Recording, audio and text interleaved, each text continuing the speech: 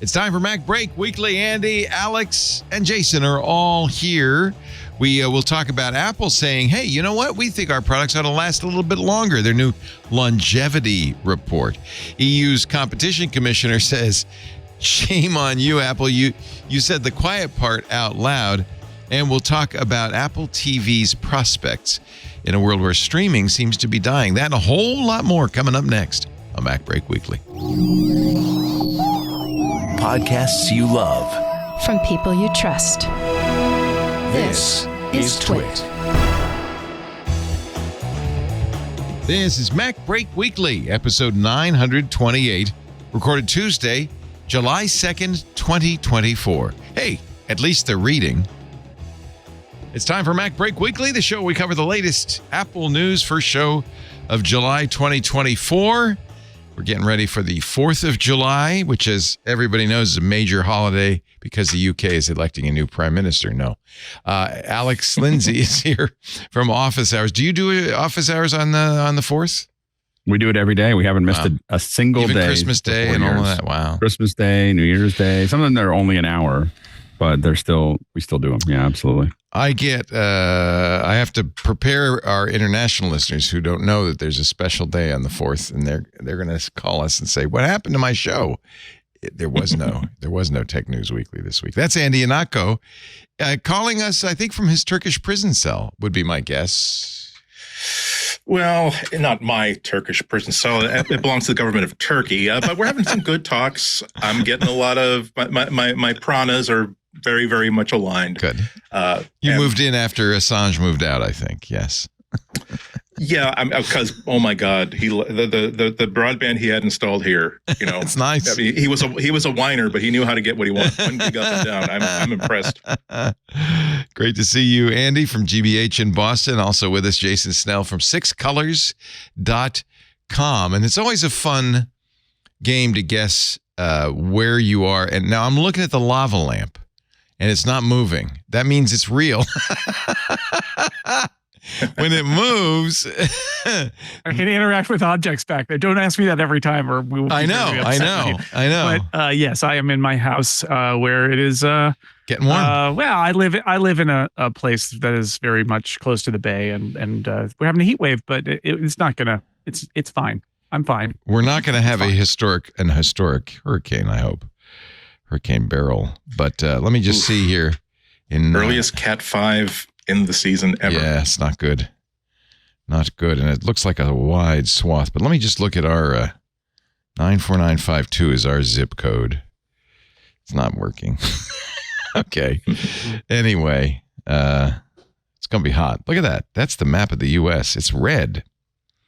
It's red like an elderly man at a Madonna concert. It's just not good. Fall colors. That's colors. That's what it is. Andrew, 98, it says, our 10-day. 98's not bad. I saw, this is where the weather apps vary considerably. I saw one weather app that said we were going to be in the hundreds. I see this one says 94. Weather.com says 98. This is Apple weather. Oh, no, this is dark sky, I think. Spinning weather wheel. I'm pretty sure the Supreme Court just ruled that Biden can hire a squad of my elite attack ostriches to eliminate Trump. Okay, I don't know what he said, but she said, but 91 according to dark sky carrot weather. So I just don't know. We're just going to watch with interest. On my Android phone, there's the weather widget that's built in you can't get rid of because Google sometimes doesn't understand design. I've got a widget for 4K, which is like a good combination based on facts. Yeah. And a third one that's just because I like the design of the widget. And every time I pick it up, it's like, I'm just going to pick whichever one makes me feel good. Yeah, random. So, yay, 81 degrees. Ooh. Well, we'll watch. I think it's going to get over 100. We should have a little betting pool, John Ashley. Like, is it going to get over 100 or not? Probably. So it's supposed to be over 100, I think, in the East Bay for sure. Yeah. Possibly. I saw 104. Santa Rosa for My sure. Amazon Echo told me it was going to be 104 today. And that's why it's really interesting. There's such a variation. Anyway, we'll see. You want to bet a Runza? Yeah, let's bet a Runza. I think there's at least two left. There's two left. That's why. So we everybody wins. Marguerite Vestager, who is the former European competition commissioner, she's now a regular full-time executive vice president of the EU Commission, says Apple's decision not to launch its own artificial intelligence AI in the EU is a stunning declaration. An open declaration. They know 100% that this is another way of disabling competition where they have a stronghold already. We mentioned last week that Apple's response to the EU was to say, okay, well, you don't get AI in that case. And we're just so terrified because there's absolutely no way we could possibly check to see if any of these AI policies are going to make it, are going to comply. It's just scary. AI is just scary.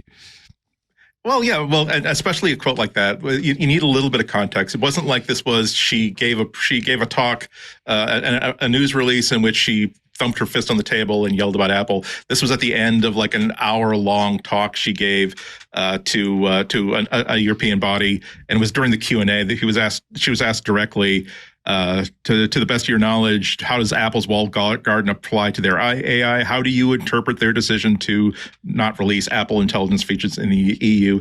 So she was basically saying that the obligations they have in Europe is to be open for competition. That's the short version. And I find it very interesting that they say, quote, we will not deploy AI we will not deploy AI where we're not obliged to enable competition, unquote. And that's the most stunning. That's where the stunning word comes from. So basically she's saying that, well, if you're saying that the only place we're not going to do this is where there's actually something like these rules, she regards that, and I'm sure she's stoking the fire here, but that's where that quote comes from. She says she basically says that if there's competition, we don't want any part of it. So again, Apple, like we said last week, Apple did the same thing where it's like, well, gosh, we're handcuffed because there's no way we can introduce these features with the Digital Markets Act. Like, okay, yeah. So back and forth. It is rhetoric. Apple threw a punch at the EU by saying, well, we just can't release these features because we don't know if they're compliant. And so we're just going to play it on the safe side. And again, is there truth behind that? There is some. Is there politics behind that? Oh, yeah, sure, right. And so I understand that she would want to punch back. It is the way she does it, though, is like she's basically saying, well, this tells you everything you need to know about Apple. If Apple withholds features in Europe, it's because they're planning on destroying competition. And that's the only lens that she is, I think, capable of talking about Apple. And I don't think the facts in this case really back it up. But again, it's politics, it's rhetoric. So I'm disappointed by it because it suggests that high up people in Europe view everything Apple does as being fundamentally anti-competition, even just doing new features. But again, they are fighting with Apple. So and this is more of a counterpunch than a punch. So I get it, but I don't like it because I think what she's saying isn't actually true. I think she's saying Apple's telling on itself by withholding a feature that might be against the DMA, as if there's something about like this feature that they know is bad, when in fact it's more like it hasn't been checked and they don't know it's going to apply. So I think it's a little bit silly, but it's rhetoric. It's politics. And I think a big part of this is Apple's fault. And the thing is that the problem is Apple really stated it wrongly. Not what they did, but what they said. They really want to push down on this security thing, so they push down on it. But I think that the problem was they're being inauthentic about that.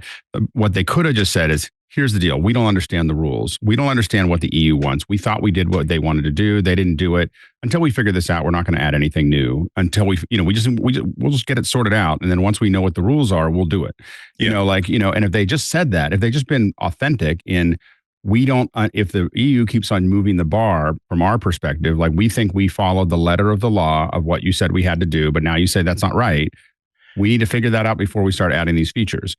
And not make it about security, not make it about, I think they probably thought that was too complex for people to understand. And so they just went back to that knee jerk of them saying, oh, it's security, as Andy said, is hyperbolic. And her response is hyperbolic. But it would be very hard for her to argue with, we don't understand what the rules are, and so we're going to wait to bring this in until we do. Yeah. Then it would have been very hard for her to, like, we're committed to all Apple had to say is we're committed to bringing AI once we understand what the rules of the game are. Yep. And once that's established, and if they just said that, she wouldn't have any ground, and even if it took 2 or 3 years. Yeah, I thought that was a pretty big like own goal from Apple, because they're saying, oh well, gosh, we can't make this secure and private, and then say, oh gosh, well I happen to have Marshall McLuhan right here, and what does the DMA say about privacy and security? Well, it says right here that we will make exceptions if you can say that this technology would compromise privacy and security. How you became a PR spokesperson for Apple, I have no idea. Yeah, it is an Apple. Apple can't help itself. I mean, really, this is, and I don't know this for a fact, but I feel like that there are definitely some very pugnacious people within Apple who they just want to fight. They want to yell at the EU. They're mad about it, and they're taking it maybe a little too personal and not thinking tactically, because the right way to say this was to say, unfortunately, we can't share some of these features. We don't think we can share some of these features with the EU. By the way, they never said that they weren't coming. They said that they wouldn't be coming this year. So they basically said they delayed them because they're not sure whether they'll be allowed or not. They could have softened that though and said, we will work with the EU to figure out whether these comply with their restrictions or not. We want to bring them to the EU. It really depends on what we can do, right? They could have done it that way, but instead everything is in attack mode with them, and so they made it. We can't do it because they're so mean. We're looking forward to bringing all these features to every market, but of course we want to comply with all local laws, and we want to make sure that we're not in violation of the Digital Markets Act. This will require us to be a little bit more conservative in rolling out in certain markets. And this is all gamemanship because they haven't released anything in the United States yet either. And it's U.S. English only. They didn't have to say anything right now. Like there was no reason for them to say anything. They're saying, well, we'll roll it out slowly around the world. I mean, it's not like they released the Apple Vision Pro day and date with the United States. Many products only exist in Japan, not for Apple, but many people make only things in Japan or only in Europe that don't get exported. Not exporting to another region is not something that is that abnormal. We don't have Apple Pay in most places. And so all of those things just take time, but they could have waited on this until and to Andy's point, and to Jason's point, they were overplaying their hand, and they were playing it early, and they're trying to push something down the path that they didn't need to, because they could have let this sit till October. Like they could have just not done anything and said, well, we're going to roll it out to the rest of the world in a slow manner. We're going to start in the United States. We're going to roll it out to the rest. And then they wouldn't have to say anything specific probably until late 2025. Yeah, I think they basically, what happened was inside Apple, as soon as you talk about regulation, there is I think Jason, you had it on the ball, where it's like there are attack dogs that say, ooh, regulation. This is an opportunity for us to prosecute our argument that we should have as little regulation as possible because it makes things unsafe and forces us to not do the features that everybody loves. Great. And there wasn't the calming influence before that message was sent out. Said, but this is not the right place to make that statement. It'll probably backfire on us.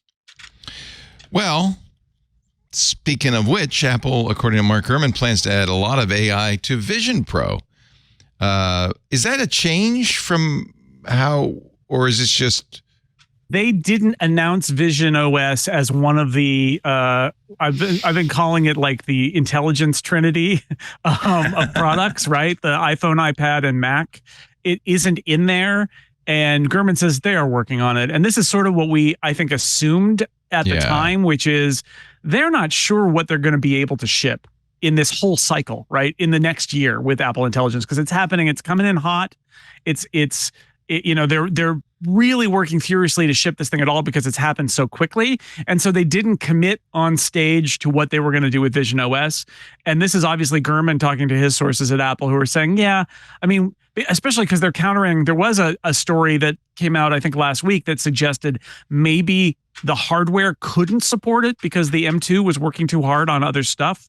And this report suggests, I think maybe purposefully to Gurman, no. The plan is to have it there. It's just a question of when, and it's not their top priority because the other three platforms are their top priority. But they're basically saying, yes, Apple Intelligence features are going to come. They have to work on the interface. It's probably like way behind the other three, but they are working on it. Yeah. Okay. And you'd expect it to be. And in fact, a lot of us think that the real or most interesting use of headsets and AI is the merger, like kind of augmented reality of, seeing AI interpret what it's seeing. Meta's already put that into their Ray-Bans, and other companies are trying to do that. I would imagine that's a good roadmap for Vision Pro. And it's not that Vision Pro has an added advantage in that it doesn't just know, well, what are the cameras mounted to this thing focused on? It knows exactly where your eyes are, what the actual object is. So if you actually say, who is this person? It knows that you're looking at a group picture of 11 people, and I'm looking at exactly this face. And that kind of functionality could be expanded in so many different ways with a really, really good version of Shlomo. So yeah, it could be amazing. And it would be kind of disappointing if the only thing that Apple did with Apple Intelligence on Vision Pro was that thing that works on the iPhone and works on the Mac. It also works on Vision Pro in almost exactly the same way. If you've got these hardware advantages of the Vision Pro that cost $3,500, absolutely use that opportunity to expand them. Well, here's other Vision Pro news. As long as we're in the Vision Pro segment. According to elect. You say that like vision. Is that what you want from me? Every time you say that, I know you're looking at me, Leo. I know you're thinking about me. Thank you for thinking of me. I think of you. Vision Pro segment. Let's get a jingle. Let's do it like it's time for the Vision Pro segment. Vision Pro. Yeah. What do you see? What do you know? It's time to talk. Bing, Vision Pro. Bing. Yeah. Yeah. We did it. Is there other Vision Pros, Leo? What's going on? Half of this panel owns Vision Pros, so we won't tell you which half, but half of this panel. I'm part of the control group. That's what I've done. The control group. Excellent. I'm reading the English language version from patentlyapple.com. Because it's my Korean isn't what it used to be. Apple has sent a mysterious request for materials, what they call an RFI, which is really a request for information, to Samsung and LG for new OLED screens, perhaps for the Vision Pro.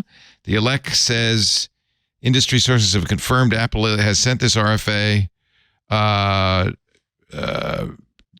applies to a product with a color filter to a white organic light emitting diode, OLED, which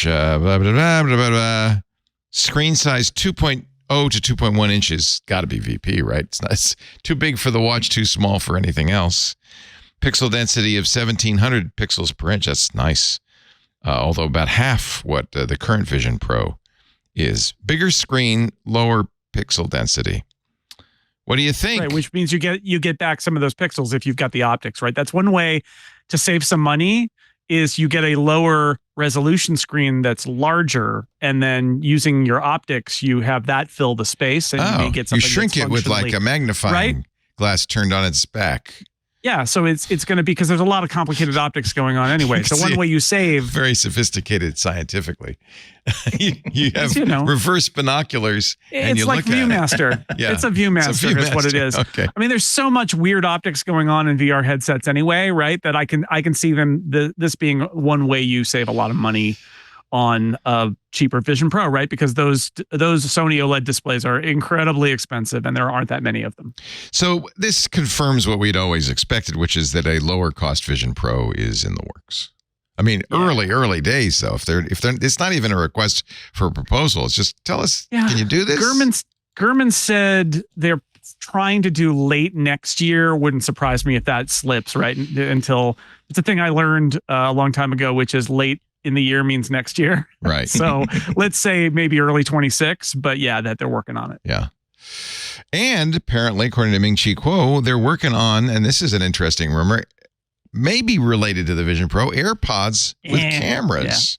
Yeah. It's a good, Ming-Chi Kuo is a great supply chain analyst, right? Yeah, because we're talking 2 years from now. Yeah. He knows, this is the thing that a lot of us as users of these products do not think about, which is you must procure the parts for them, right? Yep. And sometimes it's really exciting stuff like the screens in the Vision Pro, but like this is the indication is they want to get some infrared cameras that are very small and put them in AirPods. And so that leaks because who's making those cameras? It's not Apple, right? And so they have to go to a supplier, and Ming-Chi Kuo knows all those suppliers, and he talks to them and he says, aha, Apple's doing this. Now, then he adds this whole bizarre thing where he says, here's how they're going to be used. They're going to be used with Vision Pro so that when you turn your head around, the sound will follow you in a sort of spatial audio. And it's like, Ming-Chi Kuo, that feature already exists. It's true. And it doesn't require a camera. So I don't know what you're talking about, but I think this is the answer is he's trying to put based on things that Apple said to people in the factory who they may be lying to. He's trying to create a narrative around it. I do think, though, remember when we were talking about like the Humane AI pin and how the one piece in Apple's constellation of devices that doesn't exist is having a camera that can see, they don't have Ray-Ban, Meta Ray-Ban glasses or anything like that. Having something that can see your surroundings to help your AI assistant understand where it is and what you're looking at. Well, an infrared camera on AirPods is an interesting idea that this might allow your iPhone to see what is around it even when it's in your pocket. And infrared is interesting because I wonder if that means it could see through like hair and stuff and actually see your surroundings in a better way. I don't know. It's interesting, but maybe not for the ways that Ming-Chi Kuo says. Chance Miller at 9 to 5 Mac has some suspicions. He says, I think there's a lot more to this story than the Vision Pro example Kuo mentions. Yeah. While integration with Vision Pro makes sense as a feature, I don't expect these new camera-equipped AirPods to be focused entirely on VP. My guess, Apple has a lot of other ideas about how these AirPods could work with powerful multimodal voice and image AI systems. Yeah, and also remember that there have been rumors for a little while now about what could you do if you had infrared sensors and infrared cameras inside the AirPods for health. Like, could you now get pulse information and other information? So pointed in, not out. Yeah, that's interesting. Yeah, exactly. You do that, right? Then you get your temperature thing too. And I was just reading an article about how, a lot of doctors now are they're very close to prescribing the Apple watches. Like there's a whole article about they're just starting to tell their patients that you really should just get these Apple watches to make sure that there's other data that you need. It's not as accurate as what we have at the hospital or at the thing, but that constant information is really useful to them. It's starting to, so I think that Apple has already said that they're very focused on that, but it appears they're going to keep on intensifying, being able to have more and more biometric data, which makes all that privacy stuff that they talk about pretty important because it's an enormous amount of data that's important. Well, now you see, and now you know. That's the Vision Pro segment. You got to have a jingle. That's what I'm saying. We'll start working on it. As usual, we ask our fine audience, our club members and others to work on the version.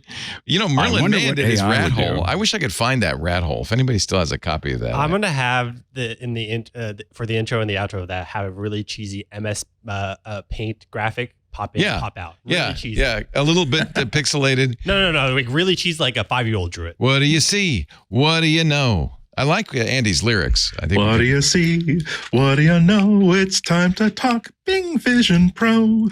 I think we've got it. We just need somebody to make it. Orchestrate that. There used to be a lot of people, listeners and viewers who did that kind of thing. I don't know where they've all gone to. Anthony Nielsen just found the rat hole. I don't know. Is my sound on? Let's try it. Rat hole. Now that's the short rat hole. I know, that was great. There is a longer rat hole that has lyrics and a whole thing that goes on and on and on. I think Audible is even mentioned.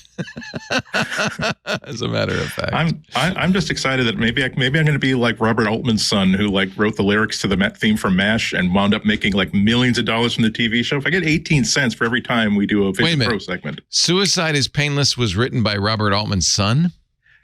I think the story was the music had been written by the composer of the movie. However, when they decided that, oh well, we want to use this in this scene where they're singing this song, the dentist during is about one to of the scenes, pretend. Yes, pretend to, right. And so his son just quickly just dashed off some lyrics, and because he is the lyricist of the theme from MASH, because they used just the music rich. in the TV show, he had to be paid. Gene Roddenberry. This is if there are reasons to not like Gene Roddenberry, here is one of them. Someone Desilu composed a do do do do do do do. Okay, great, we'll use it. And then all of a sudden, when it came time to register the music, there were lyrics attached to it that didn't exist. Gene Roddenberry wrote lyrics so that he could get a cut of all the licensing for them. What a ripoff! Stole half the money from Alexander Courage by writing lyrics that nobody's ever heard. Although, as a kid, I learned to play the Star Trek theme on the piano, and the sheet music had the stupid Gene Roddenberry lyrics in it. That's publishing rights. There's your money. Yeah. Right there. Yeah, no, his lawyer said, write some lyrics, Gene. They don't have to be good. No one will ever hear them, but you'll get half the money. Covered reaches. Now you have to cut eating goat. You have to cut that out for YouTube so we don't get taken. But can you leave Andy singing? Oh, no, that's easy. Okay. Unless Andy decides a copyright strike. No copyright strikes from Andy. No, all right. Nope. I'm a team player, so we get copyright strikes for the strangest. Last week. Last week I played. There's 1970s people typing in a typist pool. Yes. And they demonetized our video on YouTube because of it. Yes.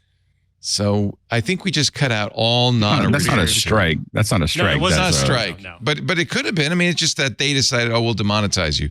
The copyright holder gets to decide, how painful it is. It's ridiculous. That's just absurd. Anyway, I guess whoever owned the typist pool video.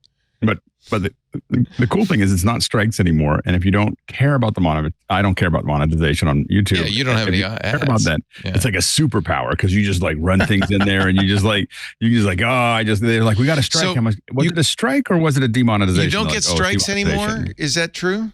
It's you get them from the Eagles. We can get strikes. We've gotten strikes. The Eagles. But the Eagles will give you a strike. Don't mess with the Eagles. So the bands can always. It's considered. Copyright holders are coached not to do that because it's considered very anti-user at this point. Thank you. It's just very ugly to do a strike, and the Eagles don't care, but everyone else, most other Apple people do. Does. We've gotten strikes from Apple, and really NFL cares. Is it a strike? Anthony Nielsen. Yes, he says it is. It was in fact a strike. Now they expire. I think I think we're back to zero strikes. No, we're fine. We're fine as I'm aware. You get three strikes and you're out. And you're out. And I think each strike is 6 months. So you have to, so you just can't get three of them in 18 months. We're much more careful than we used to be. Now, do we care about demonetization? I mean, they still get the ads that I read in there, right? Yeah, the ads are still in there. Yeah. But they don't get the ads YouTube ads. You can make $4 per 1,000 viewers. So let's think about we don't make much money on YouTube ads. I think it's a few thousand a month. So I guess it's not. I don't know. I should talk to Lisa. She's not only is she in charge of monetization, you can no longer have coffee on Mondays. I might be sleeping on the couch. I don't know. I saw a live stream get pulled down live. Yeah. Apple's pulled down our live stream. We stopped streaming on YouTube when we do the Apple events because they got a lawyer who's watching. Yep. No, they don't have a lawyer. They just have a machine that's watching. No, they just set it to strike. We got an email from a lawyer. Yeah. We got a person's name on it, a law firm's name on it. It wasn't just an automated thing. They were pretty serious about it. I don't think they really like me that much. In fact, Jason, if I were you, I wouldn't mention my name at any time when you're in the Okay. Apple.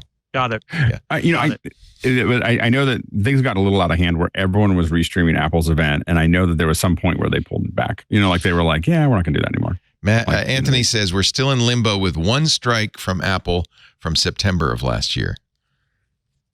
I think that the big thing is what Apple really wants you to do is watch the one that's the highest quality. This is a typical Apple thing. They want you to watch the one because if you watch the one on the website, there is, it looks pretty good on YouTube. But if you watch the one that Apple puts on their website, it is 2 or 3 times better than YouTube's. It's HDR and it's surround and it's super high resolution and they don't have to work. They don't constrict it too much. I understand that. I don't blame them. That's fine. If we could think of a way, you guys do it We do it office a second hours but you don't stream their thing. You just talk about it and assume other people are going to watch it. People are going to watch it on another screen. That's exactly. And and it works pretty well for us. I mean, so what you do is you just talk. And so you just open up, you listen to us and we just assume you're listening. You're not looking at anything. We're watching the stream together in Zoom. So we're watching it in Zoom. And so we're not getting the full quality that Apple wants, but we're watching it in Zoom. In Zoom ISO, we just don't take that audio out. So we hear the audio in Zoom, but the audio that goes to the stream is without the show. Should we? I wonder if that would. Let me ask our audience. Would that be okay with you? I mean, what we do is worked, which is we just don't run it on YouTube where they're apparently watching, but there are other places they aren't. I just feel like it's a better. I guess I did it because I thought it was the experience that I wanted. Which was that I want to care about video quality. So they were watching the Apple stream on the Apple side. I want to sit. I want to hear someone talk about it. I want to hear you talk about it or us talk about it or whatever. But I want to watch it on my big screen or I want to watch it on my computer. And so the idea was I can just listen to people talking about it while I'm watching the full screen. Yeah. Anthony Nielsen has a very good point. He says most of our viewers don't watch it live. They download it and watch it later. So if we don't have a reference point, it's just us talking. No, ours. There's not a lot of views on ours afterwards. It's just like yours very, are live. very popular during the event, and then it's like, we're done. Yeah. So. See, we're the opposite. So I don't know. Fun fact, by the way, the monetization we were ineligible for last week was under the copyright owners of Fremantle International on behalf of Thames TV. Thames TV. It's a British. Oh, Thames. Thames. Yeah. It's a river in England. It's but that sounds like that's a reality. Do we have content from like a reality show? Because that's what that would be. Well, I think I made a mistake because I ran one kind of old typist's video and then I ran another one. And I think the second one was in fact owned by Thames TV, but I don't know. Who knows? Anyway, it doesn't matter. We're never doing it again. Leo. Yeah, just don't play YouTube videos. We just play Star Trek, which is about the worst thing you can do. I mean, only Star Wars would be worse, but Paramount, I'm sure, is coming after us now. We're in deep trouble. They need the money. Oh, they they can afford lawyers now. They got a carpool to work. Hey, let's talk streaming when we come back. We got lots more to talk about, and why CocoaPods are suddenly not for breakfast anymore or something. But first, a word from our sponsor. This show, as always, brought to you by Cashfly. When I say as always, I mean since practically the very beginning. When we first started doing all of our podcasts, we were kind of stunned by the number of downloads we had, and our website couldn't handle it. You shouldn't be letting people download content from a website. It's good for like a page, but not more than that.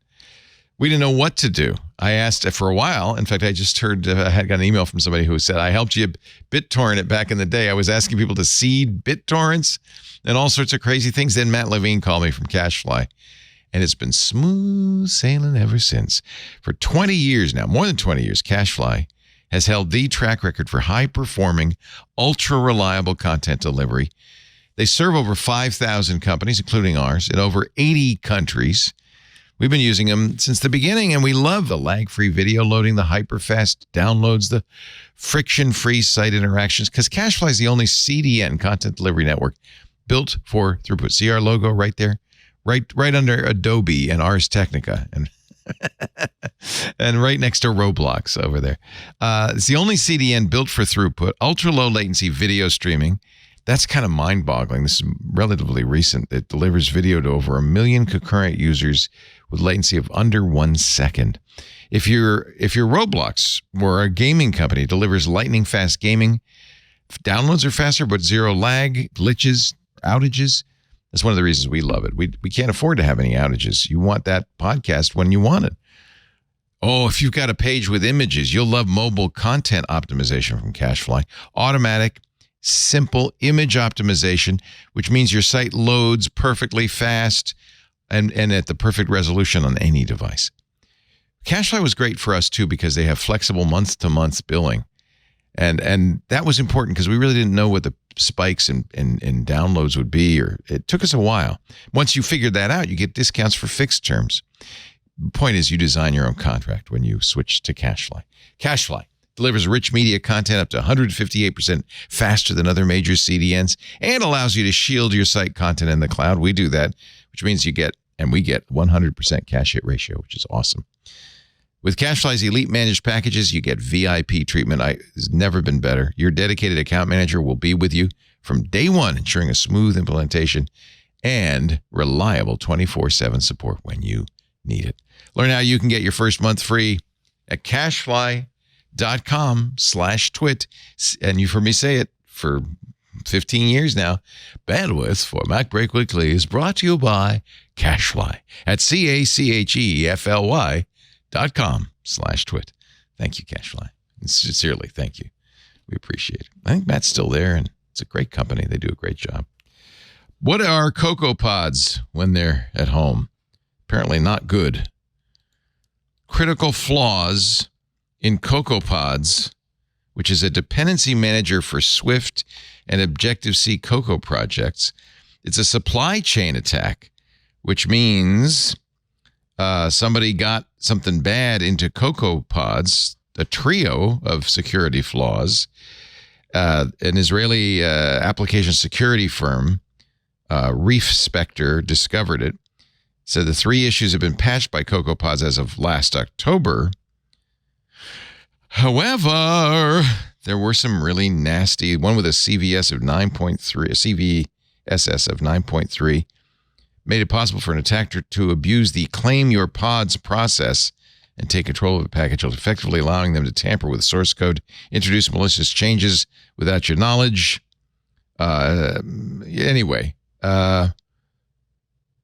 Nasty? Is this? How many people use CocoaPods? Is that a widely used tool, Jason? Yeah, there are a lot of developers who use it. I don't think anybody actually exploited this, though, right? I mean, they said we don't really know for sure, but it seems like maybe not. And then this is really a story for developers who use CocoaPods, because they need to inspect. And there was a very clear, step-by-step on the report about what you do as a developer if you use CocoaPods to update. But the good news is you never know. There may be something in the background that nobody was aware of. We've learned the lesson, right? That sometimes they play the long game. But I think in the short term, what we know is that these are researchers who found a big security hole that apparently nobody exploited, so far as we know. So that's but the point is, it was there for 10 years. Yeah. So it's hard to know. 3 million iOS and macOS apps use CocoaPods. At the same time, if a security hole being open that long without anybody noticing it, also probably means nobody. I think if something had happened 8 years ago, somebody probably would have caught on, and that never happened. So it seems more theoretical. But like they said, if you're a developer, you got to be aware. And bottom line is, I know a lot of developers, and using other people's code is already they're like, you got to be careful with it. You don't want to be slapdash about it. And this is a case where you got to follow the rules now and see, make sure that the code you're using is the right code. Yeah. The researchers said that they found this not because of reports of anything, but because they were actually actively red teaming on a contract. And that's when they found this possibility. So, and I kind of thought the same thing, that if it had been exploited before, we probably would have found some evidence of where this had happened. Of course, this story only became public, I think, on Sunday night, I think. So maybe this is going to take a few weeks for people to start we found something in our code log that we did not expect to be there. But it's no reason for worry. If you're a developer, though, that's why you keep on top of where you're checking out your books from. Yeah, and maybe you shouldn't use CocoaPods, but Swift Packages, which is more recent and probably more reliable. Okay, so no reason to panic. But if you are a developer who uses CocoaPods, there might be a reason to read the story and fix it. Evasec.io, EVASEC.io has the story. Also in the news, via Mark Gurman's Power On newsletter, Apple may want to monetize advanced Apple Intelligence features in the future. May wanna doesn't scare me. You can't scare me. It's very much a theory. I mean, this is in the pundit portion of Mark's newsletter where he's not really breaking news may want to. Does Apple like services revenue? Yeah, they do. Is Apple Intelligence expensive? Yeah, it is. Are other AI companies charging for premium access? Yeah, they are. And it would not be a surprise at all if there was a tier of things in the long run that for you to do them would require an Apple One subscription or something like that, or a subscription to a service. I think that the challenge, and this is all theoretical. I mean, Apple's just paddling as hard as they can just to launch this thing in the next year. So it's going to be a while. But yeah, I think they're going to have to always ask yourself, like, are we breaking our operating system? Are we breaking our features by paywalling some of it? And I think that's always the danger. Like, they've got some things that are iCloud Plus only, right? Like some of the private security browsing features are like only if you're a paying customer. But there's the actual hardware behind that does cost money. So I think I always pause at are we going to charge for features inside our operating systems? But at the same time, it's not unreasonable to think that they'll get there eventually, but like I don't think it's going to happen anytime soon. Yeah. Also, this is really, like Jason said, this is really expensive stuff.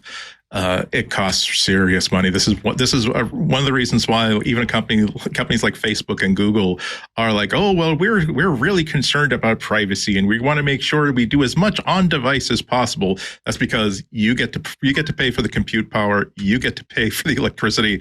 One of the things that kind of hasn't been mentioned in this report that's kind of on my mind is that Apple is very, very and justifiably proud of their green initiatives. And what is a strong pivot towards AI going to do towards their ability to maintain their emissions goals that they committed to like several years ago before AI was a huge priority? As it happens, Google released their usual like emissions report today, and it's all just bad news that emissions are way up. Energy use is way up, all because they have to fire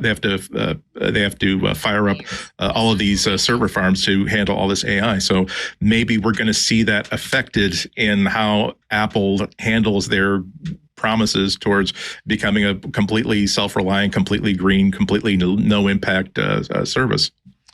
Yeah, I just think that you want people eventually to charge for things that they're giving you because then it gets better.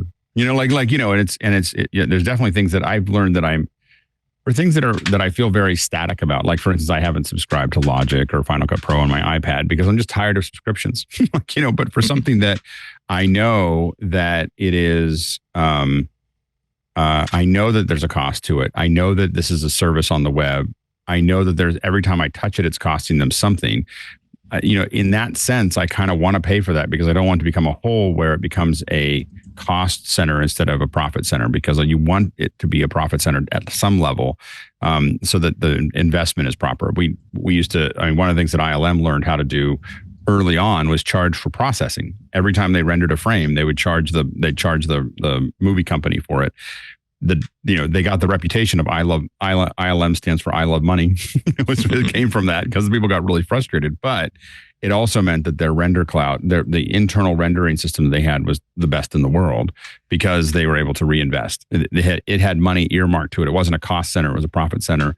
And as a result, they were able to reinvest into that all the time. And it made it just state of the art. And so I think that's the upside of charging for things. So I think that if it keeps on getting better, and I think Apple's going to continue to expand that private cloud. I think that ChatGPT and Gemini are all just insurance policies as they continue to build that internal network that they're training. And they keep on making it to the point where 95% of what you're asking doesn't ever get out to the outside world. Yeah. Apple is also releasing they have released its massively modal masked modeling AI model, the cleverly called 4M, which was released 7 months ago. But now you can try it on Hugging Face in the Hugging Face Spaces platform in collaboration with the Swiss Federal Institute of Technology in Lausanne. That's that is kind of a big deal, because when's the last time Apple basically said, hi, here is basic technology that we've yet to actually roll into a shipping product. Not here's a web page on apple.com that makes you interested in it. No, here is the actual models. We've got GitHub. We've got it on GitHub.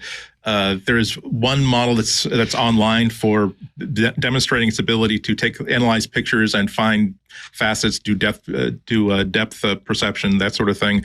But if you go to the GitHub page, if you want to use it to generate images, to parse text, it's all there, and it gives you all the hooks you need to in order to experiment with it. It's not user friendly by any means whatsoever. It really is just there to share their work with other researchers and also build, which is a positive thing in and of itself, but also to make sure they're building their credibility as we're not just adding nifty consumer facing features to our phones. We are actually punching the same weight as Claude, as OpenAI, as on Gemini. We're building fundamental foundation models that we are actually cultivating ourselves for our own purposes. And we are not going to be simply, for all the heavy lifting stuff, always be dependent upon the work of Google or OpenAI or Facebook or Amazon. So if you go now to huggingface.co, you can find in the spaces the 4M model, a framework for training any-to-any multimodal foundational models. Okay. And you can drop, I don't know what it's doing. You can drop an image into it. Here's some meatballs. Let's see what it does. Or is that arancini? Oh, no, it's almond cookies. And then you can see depth. You can see, I don't know what's going on, semantic segmentation. They say it's donuts on a dining table in a bowl. Okay. Donut. Maybe it is donuts. It looks like there's a pecan next to it. I don't know. Donuts, CocoaPods, you're killing me. I'm hungry. After the show. What does it say here? It says there's a ceiling, there's a curtain.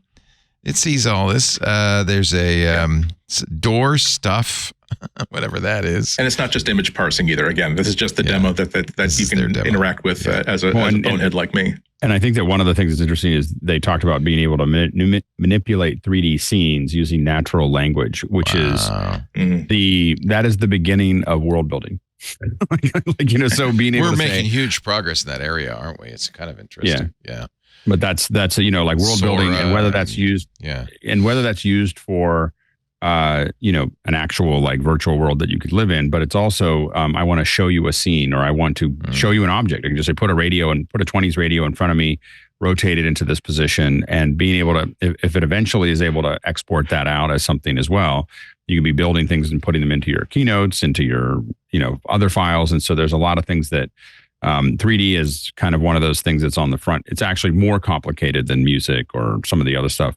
And so, but we're seeing pieces of that starting to occur. Current machine models for vision are often highly specialized, limited to a single modality and task. We take a step in the direction of recent large language models with a wide variety of capabilities. This is called 4M, massively multimodal masked modeling. And you can read all about it on the Lausanne website, the PFL website. Interesting. It is. I think that's why it's mostly of interest, is that Apple rarely does this kind of thing, right? This is kind of a new world Apple's living in. Yeah, and they did that a few months ago. I can't remember the name of the model, but it was a learning model that could analyze a screenshot and bug out the names, but the user interface elements and how these elements are working. I think it's the same model. So, it might be part of the same model, but in that case, it was a research paper. But once again, I really, really love what Apple's been doing this year. Like not that I had like doubts that oh my God, Apple is so far behind in AI because they haven't been part of a ridiculous scandal about how terrible their AI model is. But my goodness, they've done such a good job of essentially making sure they're putting out the entire message that, once again, if all they're going to do is say, wow, well, the iPhone 16 is going to have a whole bunch of AI features built into it. Well, congratulations. Every other phone that runs Android has AI features right now. You got to do something better than that. But they're making a really, really good argument that no, we have been building a pyramid for a long, long time. We are accelerating that now, but it's not as though we wrote an entire new operating system for running secure and private models like on a server overnight. No, this is something that we've been building, and now we are basically accelerating it. It's not as though we've been training a brand new system for language and image processing in 3D overnight. No, this is something that we've been developing, but again, now we are accelerating that. So they really are putting together a very complete picture of a company that in 2 or 3 years' time could be like it would be ridiculous if this is a good trend that continues. Let's say let's also remember that it's no accident that all this information is coming out right when it needs to come out for Apple's benefit. But this really does give you the impression that in 2 or 3 years' time, we will forget all about that. Apple wasn't one of the foundational companies that were promoting AI. Google certainly gets credit for seeing the revolution coming and preparing for it, and preparing a lot of the ground with research that everybody else was relying on. But that doesn't matter if in 3 or 4 years' time, if everyone else is doing something as good as that and actually building on that work. You get a plaque on the wall, but that doesn't mean that your company stays in business. So Apple's doing great here. It's an interesting idea, too, if you think about where Apple is with AI research right now, when until 18 months ago, I mean, they hired John Giannandrea from Google. There's definitely like moves suggesting Apple cared about AI. But if you're an AI person and you're looking at Apple, you're like, do they really get it? They're not really shipping. They got some older stuff that they're shipping. Do I want to be there? Does that burnish my career? It's not. I mean, they've got the money. They'll pay you. But like, is it something that you want to evolve your career on? And an interesting thing about what has happened to Apple in the last 18 months, and certainly now that it's public, is anybody who's in AI, who's a star, and wants to go somewhere where there's organizational alignment for AI, Apple is now on that list, and they were not on that list 2 years ago. So that's a big thing for Apple. I wonder. I mean, if I were an AI scientist today, I wonder. Mike, I don't know if I'd want to go to Google at this point, or Meta, Microsoft, and OpenAI. Maybe. I'm sure the money's equal everywhere. It's millions if you're good. I think Apple might be, and then you have some thought that Apple might have higher integrity in what it's doing and be more concerned about safety and privacy. And skin in the game now. And now skin in the game.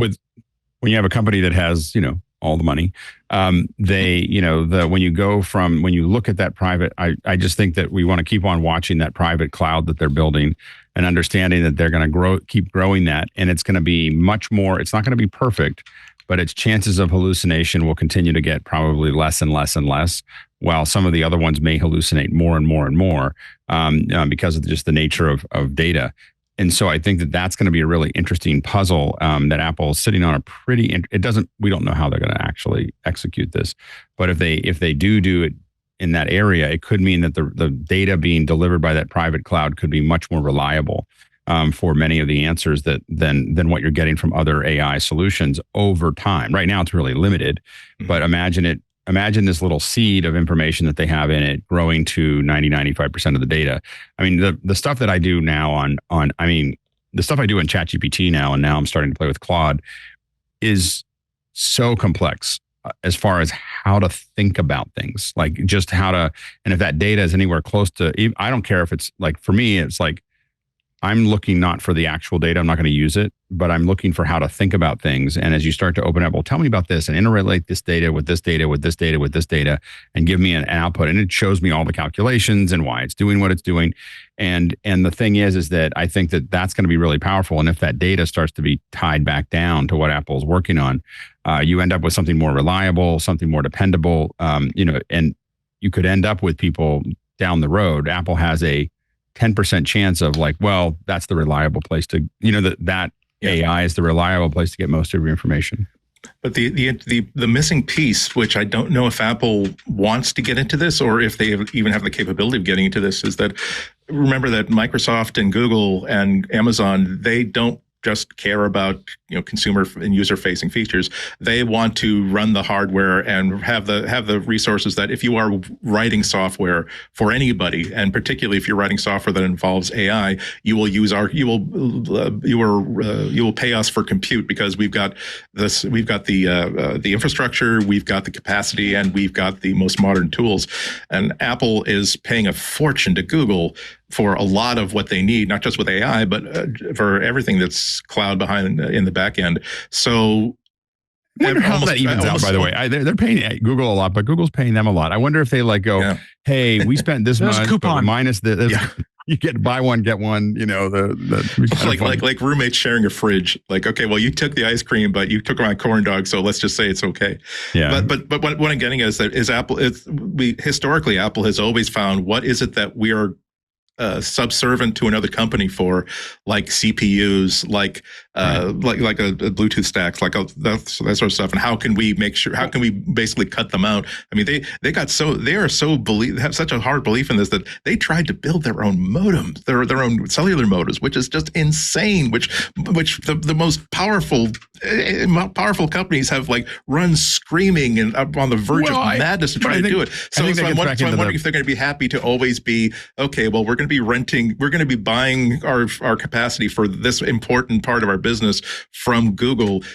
Maybe we should make sure that we build our own server farm so we can actually rely on ourselves. And B, maybe sometime in the future, we would like to be the company that, again, because services are so important, we would like to, for maybe our developers, give you cloud compute that we can sell. And so we're getting a piece of everything. Or the main thing is that Apple continues to, with their developers, if you have the consumers paying for the compute, for consumer level products, the developers are kind of getting this for free, so the idea is that developers can, be able to be given really nice libraries and really good SDKs for them to like just add AI to so any Apple developer in the same way, like there's a lot of things when you talk to some of the developers who develop only on the Mac, and even if they develop on PC, like you look at some of the liminal apps, for instance, it's because of the way the libraries work. It's because of the way the core video works that makes it way more efficient and way better to just use that. If Apple does that for AI, where you have it's just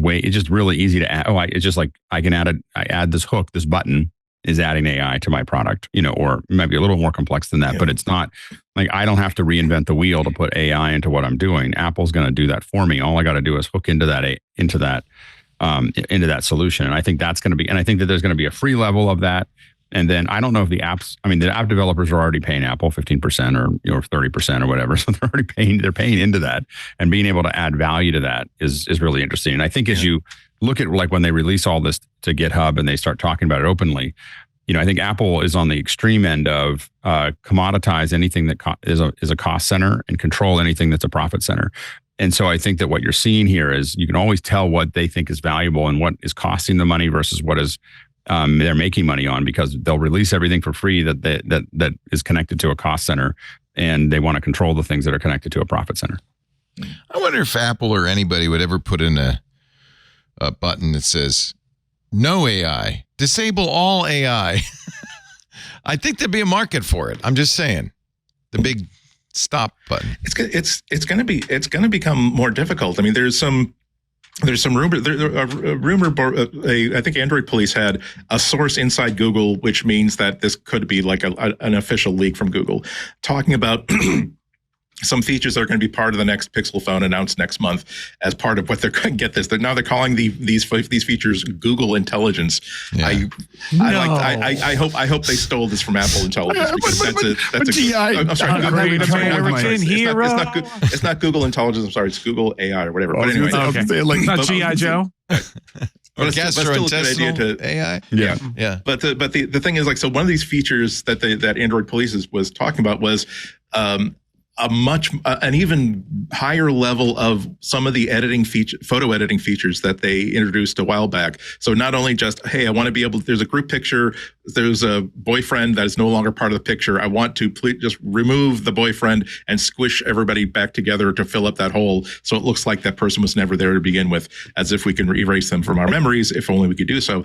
Now they've this other feature that's been teased is the idea of, well, here's a group picture, but someone wasn't in the picture because they were off getting the drinks for everybody else. Could you put Shelly into this picture now? Yeah, I don't mind that kind of AI. It's tightly integrated. But what I see is a future, and you just kind of gave me this thought, Alex, because of there'd just be AI kit of every damn app that whether they need AI or not. I have a electronic door lock called from a company, Chinese Shenzhen company called Akara, and they have a little AI thing that pops up when you open the app, and then it lurks in the corner. There it is, right there. See that? It's like Clippy. It's lurking in the corner, and you tap it, and now it's Akara Copilot. Well, let's talk. No, it's a door lock. I don't need AI for the door lock. Well, yeah. That may not be very good, but I think that one of the things. I'm just saying, as soon as it's everywhere, every app's going to have that, and I want a big button that says no. Just I think I'd like a big button that says no Siri, please, but that's not going to happen. I think that I think that what's possible at some point, and that looks like a very bad implementation of it, is the ability to go make natural questions. I was doing this kind of complex pipeline this is just an example. I was doing a complex pipeline out of Resolve over the weekend or last Friday. And I needed to figure out how to play out 8 tracks out of Resolve through Dante to a thing, to put it into to put it into a live view, to transmit it. I didn't know how to do any of these things. And so I got up there and opened up Resolve and I said, how do I add more buses to Resolve? How do I want to put 8 channels out of Resolve. I said, well, you need more buses. And I'm sitting there with ChatGPT open, asking it questions. And I said, how do I create more buses? And it's step by step in Resolve. It just tells me, go to this menu, go down to here, go do this. Sure enough, I got more buses. Now, how do I attach those to Dante? And it just tells me, and I probably could have figured that out, in another half an hour or hour. But I did it in like 2 minutes, what I would have done in an hour of just like, I don't have to figure this out. I'm just going to figure it out for me. And then, but on the other side of that, I got into my Scorpio. This is a sound device, a Scorpio. And I said, how do I get AES out of this? And it said, go to this menu. And I was like, that menu doesn't exist. Well, go to this menu. That menu doesn't exist. So it didn't have enough information. Yeah. So it was like, so you fall off those areas. But the idea of being able to use natural language to ask questions and just say, I just need you to do this, or I need to figure this out. And I'm noticing how much I process it. Like I was at Golden Gate Bridge yesterday with my dad. My dad was visiting over the weekend. And I took a picture with that fence in Golden Gate with all the locks on it or whatever. It's on the upper area that looks down. And the lock thing kind of annoys me because it's just a really great location that's screwed up with all these locks. And I get that it's important to somebody. It's just, it's an eyesore. But I took the picture of my dad knowing that I'm going to go back to Photoshop and just select that and just say, get rid of that. And it's just going to put something else in there and it'll look great. And so, but I literally framed it knowing what I'm getting rid of in this photo later. And I just, I went from a year ago of not knowing it existed to taking pictures with the assumptions of what's going to happen next. Oh, yeah. Yeah, no, and I won't get us into a rat hole about how much I'm enjoying Adobe Photoshop's AI features.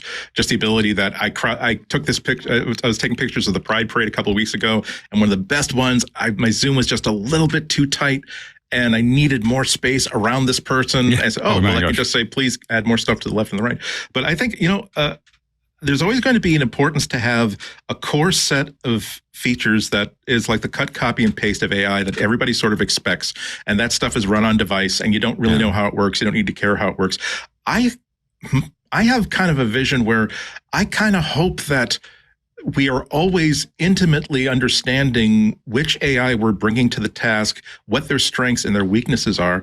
Like I find myself that I use Claude, ChatGPT, and Gemini the same way that I have Safari, Chrome, Tor, and Brave browsers, because there's certain tasks that I want the friendliest, least overhead, least power consuming experience. So I want to go with Safari. I want the most ecumenical, works with every single website, syncs with every device I have. I go with Chrome. I want a little bit of privacy. That's better than Safari. I'll go with Brave. When I don't want anybody to know like why I'm here, what I'm looking for, or add to any profile. That's when I go for Tor. I would love it if the end point of when this becomes like sort of table stakes for everybody, it really is like I am in an editing mode and the app doesn't really care that I'm having one language model work with this because I want it to do a good summary versus another language model because I want you to actually expand upon this. And I know that Claude is a better writer or at least a better writing partner. Because I think that it is terrible if we don't know where the AI tools are being used and how it's influencing us. Like just to wrap it up, as it happens. You might have read that Meta had to sort of not walk back its AI warnings on Instagram, but at least reword it, which is a very, very simple move. It used to be that if there were they had a tag called made with AI attached to certain like Instagram posts if the photo was determined to have been made with some sort of AI involvement. But then they got a lot of pushback from people like me who say, well, no, this wasn't an AI generated picture. I just added a little street scene to the left so that it wouldn't seem so crowded. Or I used some AI to remove like the dog that's, taking a wee against a tree in the background. This isn't an AI generated picture. So they changed the wording to say, I think it says AI tools were involved in this sort of thing. We have to make sure we understand what the level of involvement at every single turn, or else, we have to know what goes into the stuff that we eat, or else we're going to get very, very sick and we're never going to know why. I saw that story about Meta recasting this because it actually affected us. Micah Sargent posted a picture of him proposing to his partner a couple of weeks ago. By the way, congratulations. That was wonderful. Yeah.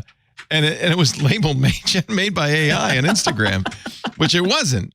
And so I think that was a much needed modification. But speaking of AI is everywhere.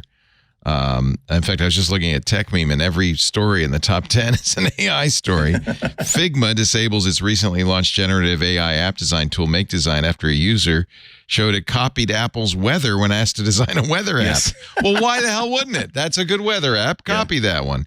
Google plans AI features for the Pixel 9 under the Google AI brand. That's what you were just talking about. Generative AI music service Suno launches the iOS app in US. We've used that to actually, I am going to try Suno to make a Vision Pro theme. How about that? Let's see. I've already done a couple. Oh, you did? Yeah. Oh, you're ahead of me. How Ukraine is using AI to weaponize consumer tech and build low-cost weapons. We've talked about that. Generative AI. This is all on today's front page on TechMeme. Generative AI video startup Runway is in talks to raise $450 million at a $4 billion valuation. Okay, that's it. That's the AI rundown. Jeez Louise. Can you want to play one of those Sunos for us? You got a good one? Too much snake oil. Yeah. It's like, and also there are so many AIs where you think that you're interacting with an AI, so maybe you will use it for. I'm interested in and a little bit scared of people who are using AI for therapy, because here is a chatbot that you can talk to and you feel as though, well, this isn't a real human being. I can say whatever I want. I can open myself up, but they don't realize that for a lot of these chatbots, the AI is not really good, and so they're actually sending it to workers, gig workers like overseas, who are being paid pennies per interaction to take a look at what the AI wants to say and maybe fine-tuning things so that it makes more sense. So their quote-unquote private things that they're saying to an algorithm is actually being seen by a total stranger that maybe you don't want that stuff to get out. More stuff that we need to know about. What do you see? What do you know? It's time to talk Vision Pro. I'm going to see if it can do that like a radio station jingle. Oh, man. You think it'll work? Let's see. Let's do it. Carter B. Smith, KNB 68. Yeah, I love Carter. What a great guy he was. They always said if you get jingle package made for you, that's like it in the cover Sports Illustrated. It's a jinx. You made it. You made it. Oh, you're gonna go. You're gonna go. You're out. Yeah. Here, let's see what this sounds like here.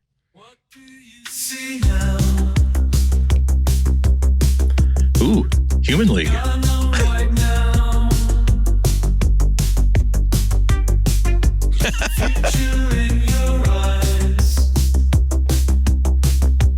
I'm putting on my deep mask eyeliner right now and staring directly into the camera. Oh, it kind of misunderstood the instructions. Wow. I'm going to find it. I just can't find it. My window closed, and I literally listen to the chorus. Listen to the chorus.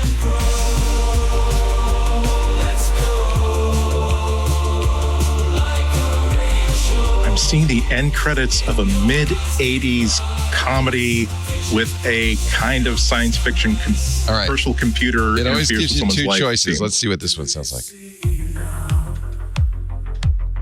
It's kind of similar, huh? How do I jump to the chorus? That's what I want to do. Oh, here.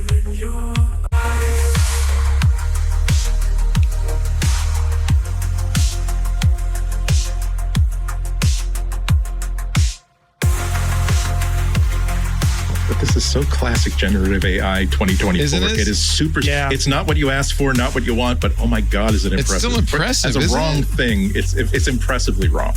Yeah, impressively wrong. That's That's basically the ones I did were pretty AI. impressive. It was they weren't as bad as those ones.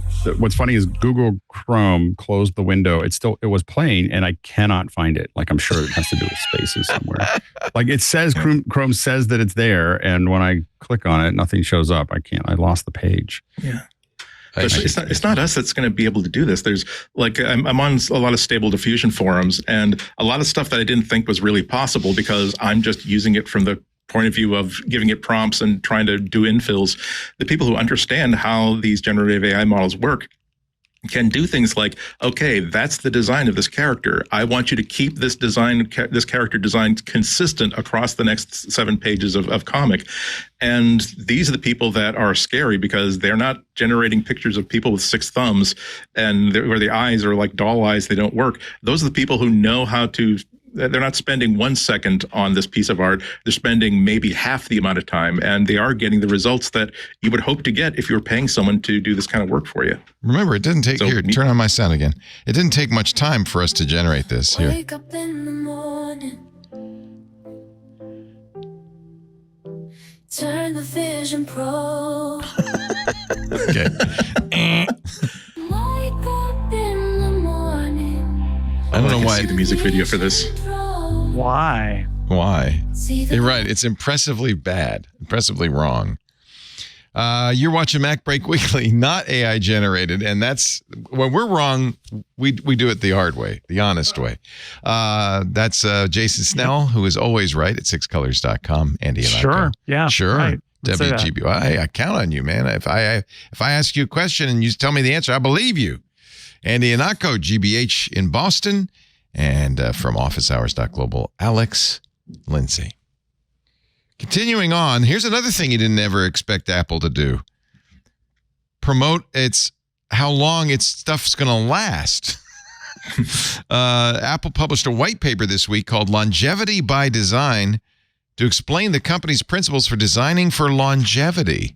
A careful balance between product durability and repairability. That's not I guess, Apple stuff's well made. But you always feel like, it's not really designed to last forever. Yeah, but the paper does a really good job. They're trying to. We talked earlier in the show about how they're trying to resist regulation in the EU and being heavy-handed and not presenting a really accurate presentation. Here, they're very quietly trying to address, hey, if people are complaining that a lot of our products are really, really hard to repair, we would like to at least add to the conversation by saying our products are designed, according to the white paper, from the ground up so that you don't have to repair them quite so often, that they're more durable. You won't have to replace the screen because they're not going to crack, that you're not going to get water ingress, that the batteries are designed so that we're cycling them so that they don't need to be replaced as oftentimes. And backing this up with figures that, of course, we need to double check on, but basically saying that, hey, look, we're over time, our phones are lasting 5 to 6 years, 40 to something % longer than Android phones. Our resale value is way up there, again, compared to Android phones, and that we only repair about 38% of our own phones. Most of the stuff is being done by third parties. So it should be labeled as propaganda, but that propaganda is a neutral term. It's not necessarily positive or negative, but I think it's very, very effective, at least putting it out there that if someone is recklessly saying that, oh, well, Apple wants phones to break, wants them to be obsolete in 2 years. They don't want people to be able to repair their own phones because they want people to simply buy brand new ones instead. They're at least putting out a counter argument that is very, very credible. And it underscores things I think all of us have known for a long, long time, that, iPhones can be handed down 2-3 times in a family before they become undesirable, let alone obsolete, and they do tend to absolutely stand up. My iPhones have been like, I tend to carry them around almost as much as I carry my Android phones, and they look much, much nicer, and they're much more resaleable than my Android phones are. Everybody is just clammed up on that one. Well, fortunately, I can say something there, which is, I think that the truth is that Apple works at such a scale that it's sometimes a challenge for them to balance their products lasting a long time, their products not breaking, their products. Like the battery is a problem, right? Because batteries go bad. Although there's in the early days of smartphones, especially the thought was the smartphone will be obsolete before the battery goes bad because the smartphones are moving so quickly that right. But now it's different, and so I think they changed the aim. But they have so much volume that's a challenge, right? And then sometimes what we're looking for is not necessarily what they're looking for. So like they don't, a lot of people are focused on battery, but don't talk about their focus on reducing scratch and shatter on glass screens and reducing water ingress, where how many people crack their screen, how many people drop their phone in the toilet and have to get a new phone.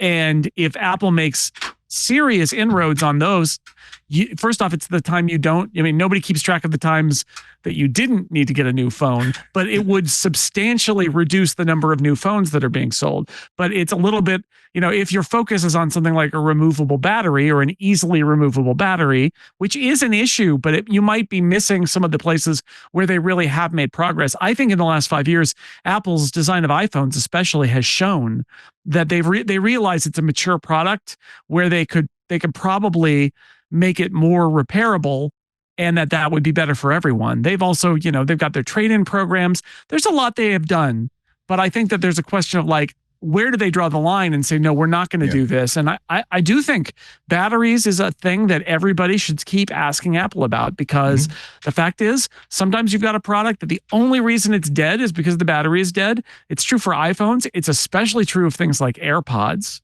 And we've seen that some other manufacturers have found other ways of approaching this. But we also know that if Apple cracks the code of making batteries more replaceable, the rest of the industry will follow them, because that's what happens, right? They're like, oh, well, if Apple did it, we got to do it too. And so, I think that there's more for them to do there, but it's not nothing that they've done things to keep their devices in service and not need repair, because the iPhone is way more resilient now than it was even 5 years ago, and certainly 10 years ago. And to their credit, for the past couple generations of iPads and iPhones, they have been making steps to make things less absurd, so to speak.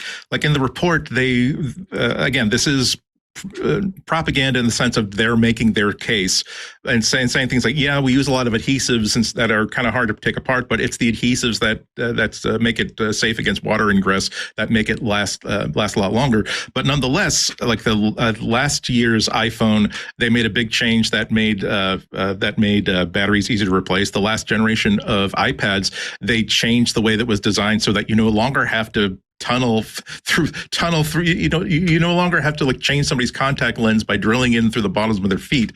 You can actually just take off the screen, and then there's the battery. But I wonder if what was promoting all this, again, I'm glad they're making this statement because it is very, very valid, but I remembered that just 3 weeks ago, they gave Marquez Brownlee like an exclusive look at with a video. I visited Apple's secret iPhone testing labs. So clearly, it's somewhere they've decided that, okay, we need to get ahead of regulation or bad press or whatever. So we're going to make this into a marketing priority to make sure people know that if our position is that if we make our phones hard, if there are reports that say that our phones are ridiculously hard to repair or that we're obstructing right to repair, we feel as though we are addressing the problem at its root, and here is why we believe that way. It's funny. It feels a little bit like a PR stunt. I agree, Andy. Here is, and this is a great graphic. Starting from the first iPhone in 2007, what modules are repairable in the iPhone? The first one, the SIM tray. By 2013, SIM tray, battery, haptics, rear camera, main logic board, display, bottom speaker, top speaker, enclosure, true depth camera, back glass, main microphone. I mean, it's good PR, absolutely. Apple has to recognize, I think, they have a lot of devices, so they have a high responsibility with 1 billion phones. That's 1 billion phones that are going to be in the landfill sooner or later. They talk a lot about the used phone market. They also use this opportunity to say, don't buy third-party batteries. 88% of third-party batteries tested by the United Underwriters Labs caught fire or exploded in at least one test. And then there's a picture of I don't know what. It could be moon material, but I think it's actually this is I think it's also third-party battery after an abusive overcharge test. And it's also a preemptive, like when the next person has their phone catch fire, right. It's people told you. You start putting us they're like, well, no, it's just that people won't assume if you put this stuff out and you start talking through it, people won't assume that, Apple put out a bad battery. If you put out enough PR and someone says, well, my phone caught fire, they'll be like, I bet you they but it wasn't theirs. Phone. Yeah, third-party battery. So what did we say? What do we think about Apple's access to repair? I mean, they fought for a long time the right to repair. Some say they still fight it, but they certainly have added capability for self-repair in some cases. Do we think they're really committed to that, or is it more lip service due to regulation? I think Jason had it right. They have a lot of priorities. I think repairability is one of them, because remember that they also repair phones. So the quicker that they can do a turnaround on a phone, the better for them. However, that doesn't necessarily mean that they're going to make sure that they're going to make the most, they're not going to make a framework style iPhone where, all you need is one screwdriver and you can have this entire thing completely apart in 5 minutes. It's not important. It's overkill. And I do think that this is another case where, because there is outside pressure to make things more repairable, or at least less ridiculous, to fewer what seem to be artificial obstacles towards repair, I do think that is entering into the pipeline a lot quicker. And I don't necessarily think that it should be easy to replace a camera module, because if you did something that broke a camera module, that's not normal wear and tear. That's something that just super bad luck, or don't try to get a selfie in front of a hot springs and try to keep your hands on your phone. Here's a table labeled expanding access to repair services, service and repair options for Apple devices. They're increasing it. One of the things I thought was interesting, I don't know if they've talked about this, you're going to be able to use used Apple parts and get support for calibration.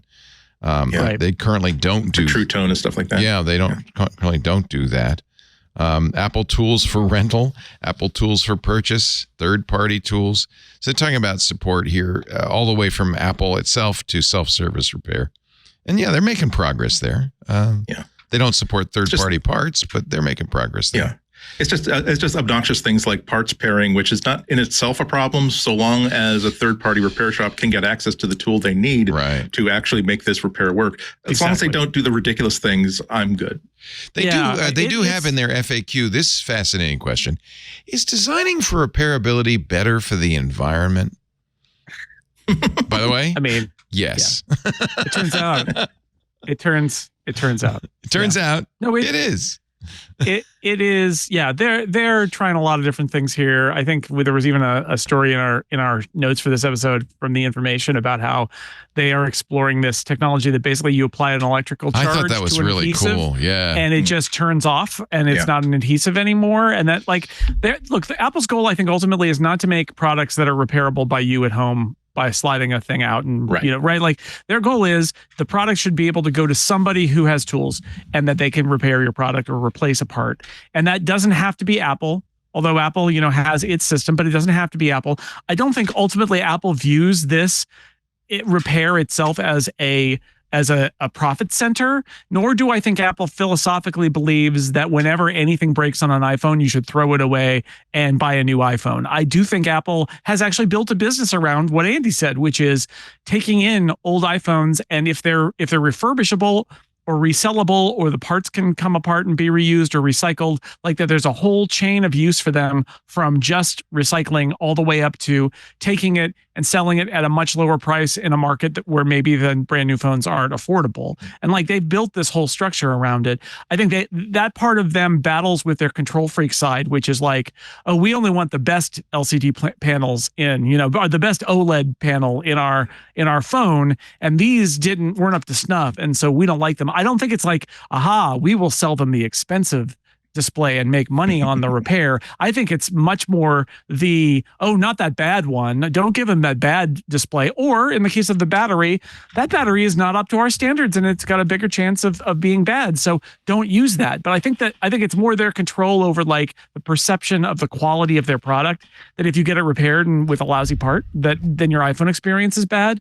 But it's a push and pull, right? Between them wanting to be environmental and them wanting to make money and them wanting to have control over the parts in their products. And like, I think they're conflicted is what I'd say, but I do think that they are getting better because, and this is going to be true with AI too, which is in the early days of a product category where things are barely even being put together, the SIM tray is repairable, right? Because they're like, look, it's amazing this thing exists at all. Of course, it's one block and there's nothing else in it, right? But over time, as the product matures, you get to the point where you're like, yes, nobody repairs more phones than Apple, right? So there's nobody more vested in making them more repairable than Apple, because Apple's the one who their repairers have to repair so many of these phones. So they're getting there, but it's taken them time. And the thing is, every time this conversation comes up, I have repaired my own Apple devices. I have taken them to unauthorized, taken them to authorized, taken them to Apple.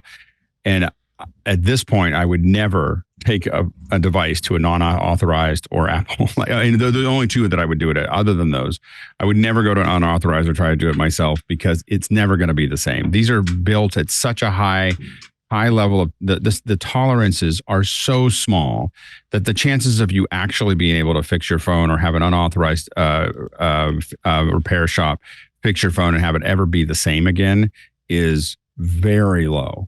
So you just have to know that when you get it back, it's probably never going to quite be the same. And maybe you can't afford to do it and you decide that that's the cost you're going to pay, but you're paying that cost is that phone is never going to be the same. It's just without people who are properly trained to do that with the proper tools, it's just not the same, and it's just because we're not, I tore apart laptops. I mean, within the first week of my Apple IIe, I had my head in it. I was rewiring something. It's just come to a point where the tolerances are no longer, the boards no longer look like the inside of an Apple IIe. Yeah. They are, of course, extremely tight. And I just the ICs aren't socketed anymore. That's it's there's the other and the last thing that we haven't talked about that's also kind of pertinent is that there are going to be a lot of people that if Apple doesn't make these things easy to repair, authorized repair service, anything that's easy to get access to if you got a broken screen. Motorola makes some awesome $200 phones. Samsung makes some awesome $200 to $300 phones.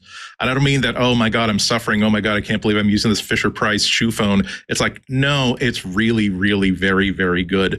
And the person who's trying to get a 6-year-old phone working again is not going to notice anything but improvements if they decide, well, it's going to cost $500. I can't get this repaired for less than $300 or $400. It's going to cost me $500 to $600 for the iPhone. What's the latest one they have? The 11, the 12, whatever the oldest one they keep in the line as the budget phone. If they walk into a store with $200 to spend, or just to get a contract phone, they might be diverted away to an Android phone because that's where the cheap stuff is going to be. So Apple is very, very much, if they can walk in somewhere with a broken screen or a bad battery, walk out with a $180 repair bill and an iPhone 6, iPhone 7 that's still working great, that is definitely in Apple's best interests. Apple does answer the musical question, why is parts pairing, the practice of using software to identify component parts through a unique identifier, important?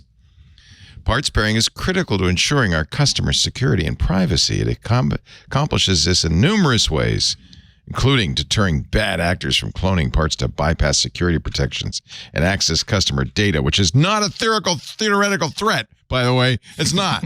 In a 2023 study, security researchers were able to bypass the biometric protections of 3 popular PC fingerprint sensors using external hardware. And I think hot dogs.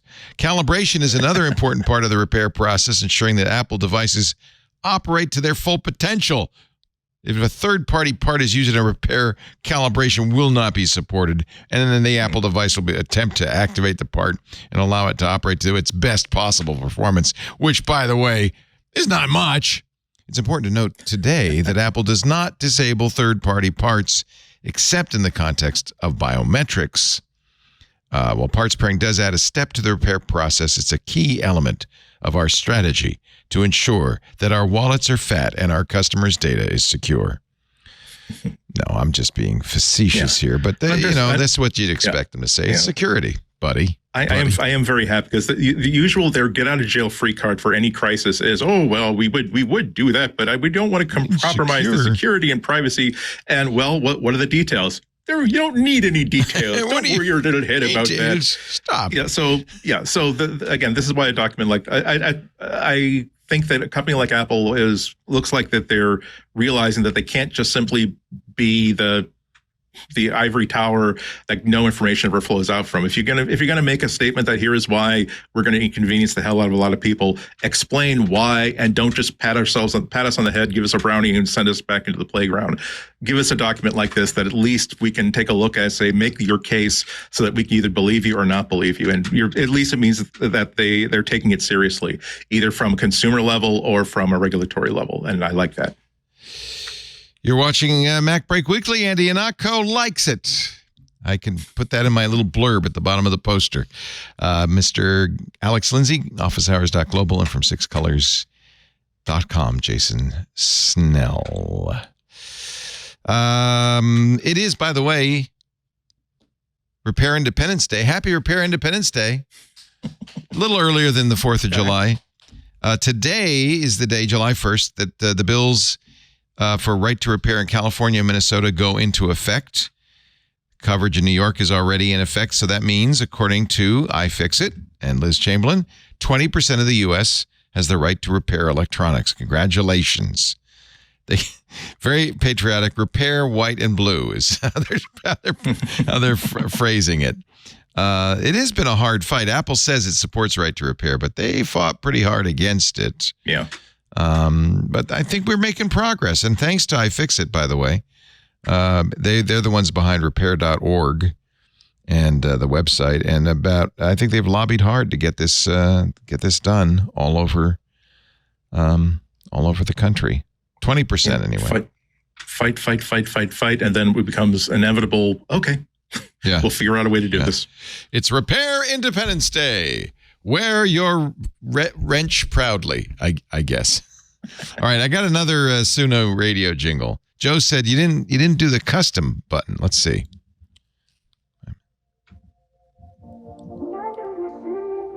What do you know? The time is here to talk Vision Pro.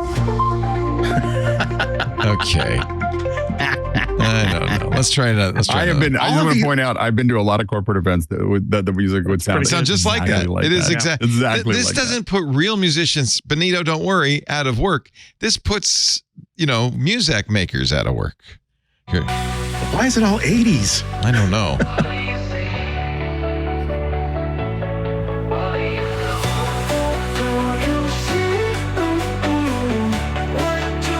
Yeah.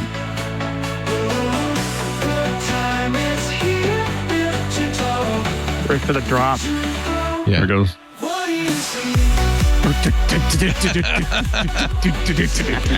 Yeah. I'm sorry.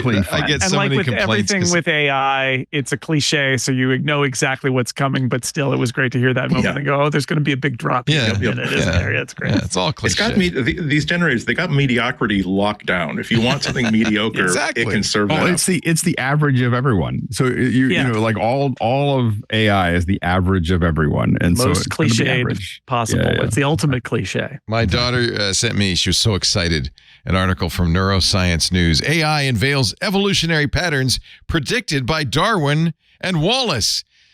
I did not send her the obvious snarky comment. Yeah, that's because it's read Darwin and Wallace, and it's just regurgitating stuff Darwin and... It's not like they thought it up before Darwin and Wallace. Now, that would be impressive. A novel AI-powered study explores evolutionary differences between male and female bird-wing butterflies, shedding new light on a historical debate between Darwin and Alfred Russel Wallace. Okay. They used machine learning to analyze 16,000 butterfly specimens. Okay, maybe I'm wrong. I mean, this is where machine learning becomes really interesting in AI, is the ability to interrogate massive amounts of information that a human being would just take a long time. And it's kind of it was going to be something that was very manual. It's no longer very manual to go through, to dig through all this data and look for patterns. I mean, I still go back to the stuff that I think we talked about on this show, where the AI could see that someone was going to get cancer for 6 months from now, doesn't know why, the doctors don't know why, nobody knows why, but it sees a pattern like, hey, this connects to this. And it sees it in a way that you could never find by hand. Like that's the thing. And that's why, again, like a lot of doctors are telling people to put these Apple Watches on, right? And, have that data, because lots of data, see data. Yeah. That it can't, that it's going to make correlations that you wouldn't be able to do if you were just trying to look at it piece by piece. So this is actually, now that I read the article, it's pretty interesting. Apparently, Charles Darwin thought that males had more variation because, the evolution was determined by sexual selection. And so males would have these variants and the females would then choose mates based on male appearance. And Wallace thought natural selection across sexes was the biggest factor in differences. It turns out you're both right. They analyzed these butterfly wings, and while there were more males showed more variation, there were subtle variations in females. So you're both right. Thank you. Let us pause to remind everybody to vote. No, what am I reminding everybody? Oh, to join the club. Very important. If you're not yet a member of Club Twit, you could celebrate Right to Repair right now because we have nothing against you repairing us. Nothing. By joining the club. You can fix our pocketbook. Fix it. Yeah, that's what we need fixed right now is our pocketbook. One ad in this show, and it's a trade. So, yeah, it's getting a little harder, frankly, to keep the lights on in the studio and keep the staff employed and pay our wonderful contributors. You could help. $7 a month gets you ad-free versions of all the shows, gets you access to the community through Discord, where everybody gets together day and night to talk about things geeks love, and lots of events, including Stacey's Book Club, and Mike has his Creative Corner, plus video for the shows that we put out as audio only, like Hands on Macintosh with Micah Sargent.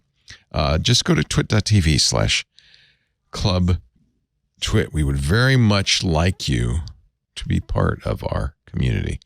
And all it costs is $7 a month. People did say, well, I'd like to give you more. And I just like to say you can. 7's a minimum, not a maximum. You may, if you wish, but not necessary. Not necessary. So Chocolate Milk Mini Sip says, here's a new lyric to try with Suno. Blast us forward, yank us back. This new Apple product is more addictive than crack. No, I don't think so.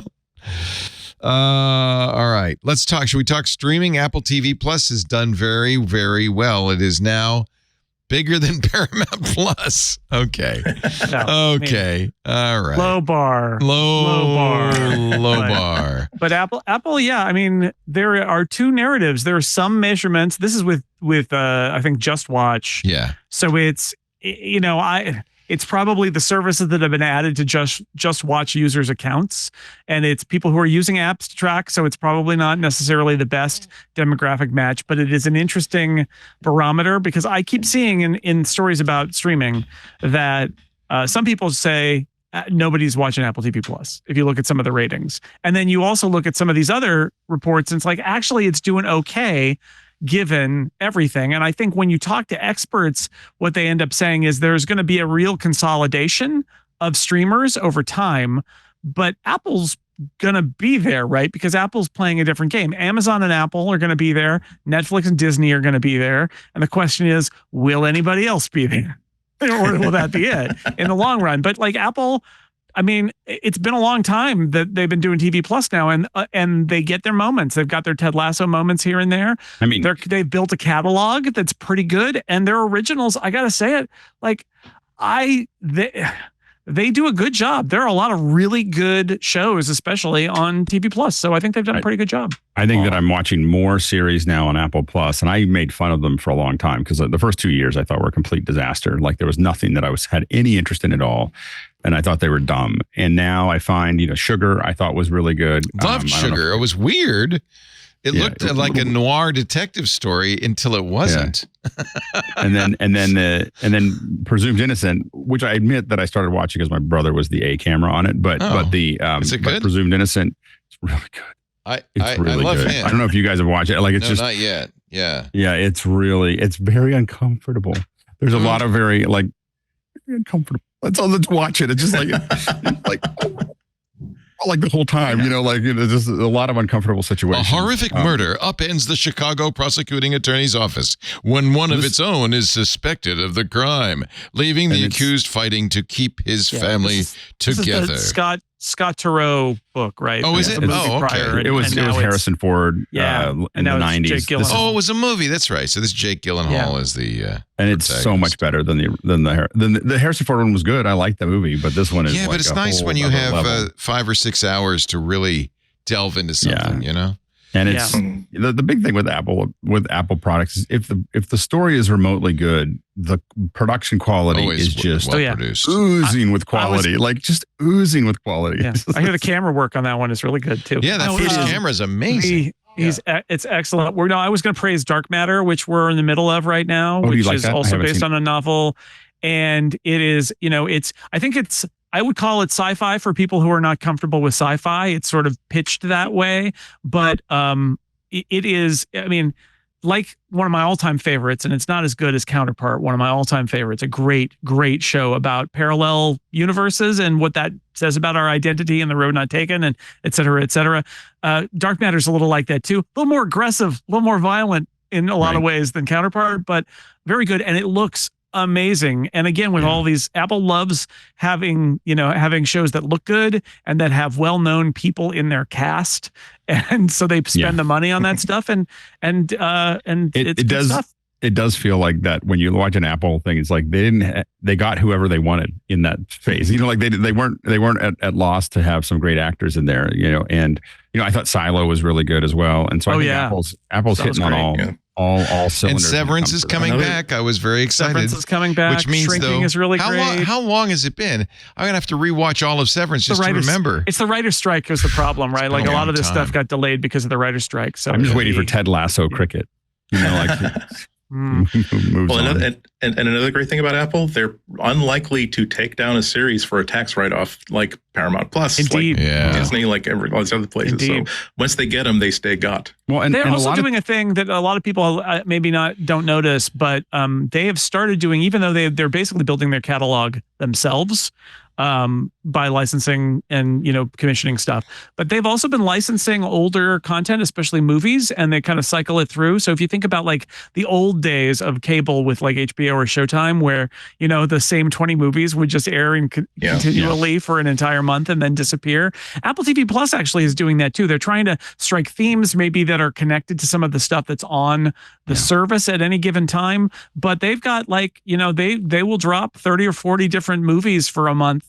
And, you get into the interface there and you're like, oh, I was going to rent this movie or find it on another streaming service, and here it is on TV Plus. So they're experimenting with other content that's relevant to their audience and relevant to their shows that they're commissioning that are from the catalog. So they're trying, there's other stuff on TV Plus now too. And maybe this is my age talking, but I need that kind of deadline. I need the idea that, okay, this movie's going to cycle out in 2 months. I've got stuff on my Netflix queue that probably carried over from like DVD, not Blu-ray, but DVD, where, okay, well, I'll watch that sometime. But if it's always there, there's like... I like it that somebody in the Discord is saying this. I like Mavs Guy. Congratulations, Mavs Guy, on almost making it all the way. I like it that they're releasing some things on Blu-ray, which I guess is a testament to Apple's belief that, hey, we got the quality. You really ought to see this in UHD. Although they have the complete Ted Lasso. Yeah. All 3 seasons for $80. Those are actually done by other studios, and Apple licenses them for streaming. And there's a window in there where after a certain amount of time. So it's not Apple releasing it. It's the creators. It's their contract with Warner Brothers, I want to say, in that case. It does come with a believe sign. So if you want to put that over your locker room door, you can. Yeah. Well, there's more money to be made with fans buying discs or people who've never seen it because it's on streaming. Libraries, my wife works at a library. They still have a lot of library traffic. That's people who want discs. They don't have good internet. They don't have streaming services. And so it's great that all of these streaming, well, not all, many of the streaming shows do end up making it to disc because that is another ancillary market, but it's usually like separate from the streaming rights. They're allowed to go and take it out to disc after a while. Okay. It really is a damn shame when you have a movie or TV series that is epic and it's a cultural mover, and you can't get it unless you've got a subscription to. There's still episodes of Reno 911, one of my favorite series ever. I haven't seen it, and I will never see, because they were on like QB, and now QB is gone. Whereas it used to be that if you're willing to wait, you can buy something on disc and you'll own it forever. And I wonder what's going to happen to a whole bunch of series when a streamer suddenly decides they're not interested in it anymore. They don't think there's a market to actually put it on sale in the iTunes store or Google Play or any of the other digital download stores. And then that's when it's like, okay, how does Usenet piracy work? Can I find a copy of this Knives Out movie? I mean, if Knives Out were not available on Blu-ray, it'd be like, I don't know that I can allow myself to not own this. I don't want to have to keep spending $9 a month forever just so that I can watch this wonderful movie anytime I want to. Well, and I think that you also look at, like the railroads, all of these things, there's this mad rush towards, getting or the internet or anything else. There's always a mad rush. And then you start to have the whittling away at things. So others is whittling away to zero. It's at 3%. Paramount's probably going to die. Or be absorbed or something like that. And so there's 12% that's floating around for somebody, but you have to prove that when someone gets off of that and they go, I got a little money to spend on a different subscription. I mean, Prime has some good stuff. Their interface is almost unusable. Oh, God. And you saw I mean, the being able to scrub in Prime is like sandpaper on my eyes. Like it's just so bad. Makes me so angry. Some good news for Andy. I just wanted to mention this. So Quibi got bought by Roku and they had it for a while, but Reno 911 is a show that actually I think is owned by, I guess it's Paramount now because it was Comedy Central. So it's not streaming anywhere now, but it is undoubtedly going to stream. It will surface right somewhere. Will it be Paramount? Will it be Tubi? Who knows where? But that stuff does come around eventually because, again, it's actually this great reason, which is Quibi. Remember Quibi? Quibi died real fast. Yep. But these streamers don't generally, they're not the studio that makes the thing. They just license it. So eventually it goes back to Sony or Warner Brothers or Paramount or whoever, and then they can sell it to somebody else. That's the silver lining in the dark cloud, I guess. True. You're reminding me that Lieutenant Dangle did meet Captain Picard. So we have that in the expanded it's all connected. Universe. Yeah. I'm pretty excited. Thank you, Scooter X, for passing this story from 9 to 5 Mac along. If you're using the beta of iOS 18, or if you update to tvOS 18, which now I'm going to do when I get home tonight, the mute button will now turn on subtitles automatically. Yes. And if you skip back, if you press the skip back button on your remote, you will also get subtitles on briefly. Oh, well, they've had that feature. I used to do that all the time. I'd press the Siri button and say, what did he just say? Yes, and it would go back 30 seconds and put subtitles on for 30 seconds. Yes, but now it will work with the skip back button automatically. Instead of saying, you don't have to use Siri at all. What did he just say? Which I like doing. I always enjoy doing that. I'm in a family that has the captions on like all the time. I turn them off and then everyone gets upset with me because I just want to watch the film. But I have to admit, Tenet doesn't make any sense without captions. It's it's a random swash of scenes without the captions, and I think it's a key factor. I think that I've been really thinking about a lot of this with theaters, and theaters are trying to figure out why aren't people coming back to the theaters. Well, it's because these streamers can pay for all these big actors. They have captions. So you can't turn the captions on in the theater, and that's a real problem for a bunch of people in my family. They won't go because they're like, oh, I won't understand what they're saying. And that has to do with creative decisions. Are your children made losing their hearing, or are they just? No, we've changed the mix. No, yeah. These kids today, kids love captions. My kids watch everything with captions too. Yeah, at least they're reading. But the films, yeah, exactly. You know what they say: learn to read so that you can read to learn. That's right. So what's happened is in a lot of these, the sound design has pushed all the voices into the sound design. They want it to be more environmental. Yeah. And a lot of people are having trouble pulling out exactly, and they want to know everything. It's not that you can't hear what they're saying. You can't hear every word and you can't see everything. And when you get used to that with captions, then they don't want to give that up. They want to see every single word that was said. Right. Yeah. So speaking of tvOS, that's also a new-ish feature of tvOS. They currently use some machine learning to do a dialogue enhance to make the dialogue clearer for like HomePods, I think, used with Apple TV. But the next tvOS version will extend that to other audio devices like receivers and other speakers and stuff. And that's the feature of like, I can't hear a word these people are saying. You can turn on dialogue enhance and it will pull. It's actually doing analysis of voice frequencies and pulling the voice forward and trying to undo what the mix is doing. Well, the secret is that if you get a surround mix, so if they're delivering an Atmos, almost all the voices are coming down the center channel. The center channel, So like for instance, in mine, I don't have that enhanced yet. So in my receiver, my turn up the center. Turn up the center channel. I'm about 10 feet away. I tell it the center channel is 30 feet away. So what I do is I just turn up the thing, and so everything comes much louder down the center channel than it was originally designed, and it works very smart. Here's a final chance for Suno to make us happy. This is Kev Brewer's jingle for the MacBreak Weekly show. Let's hear it. Time to break. It's time for MacBreak Weekly on the Twit Podcast Network. Wow, she's really working it. I like this one. He said radio jingles 1950s. Earlier than that. Now can this is Andrew's sister's style. Let me know if this plays through. Let me see if this plays through. I'm not sure. I have some rewiring to do here. No, you don't hear that, do you? Hold on. Huh. No, this is something. Who did this one? Suno or some other AI? Wait, do you hear that? Nope. No. Okay. I'll figure it out. It's nice and quiet. I like that about that jingle. It's a quiet jingle. Yeah, no, it was. It time to contemplate. You're watching MacBreak Weekly with or without a jingle. Jason Snell, Andy Anako, and with our pick of the week, Mr. Alex Lindsay. I'm sorry, I was rerouting something. I got lost. Can you hear me? Okay. Yeah. You can't hear me now. You're not lost. I hear you. Can you hear us? I'm lost. Yeah. I can hear you now. Okay. So, my sorry, I was playing more jingles. Is central control. So we had Joe DeMax on Friday on office hours, and it's just really impressive. This is what central control lets you do. Is it lets you build a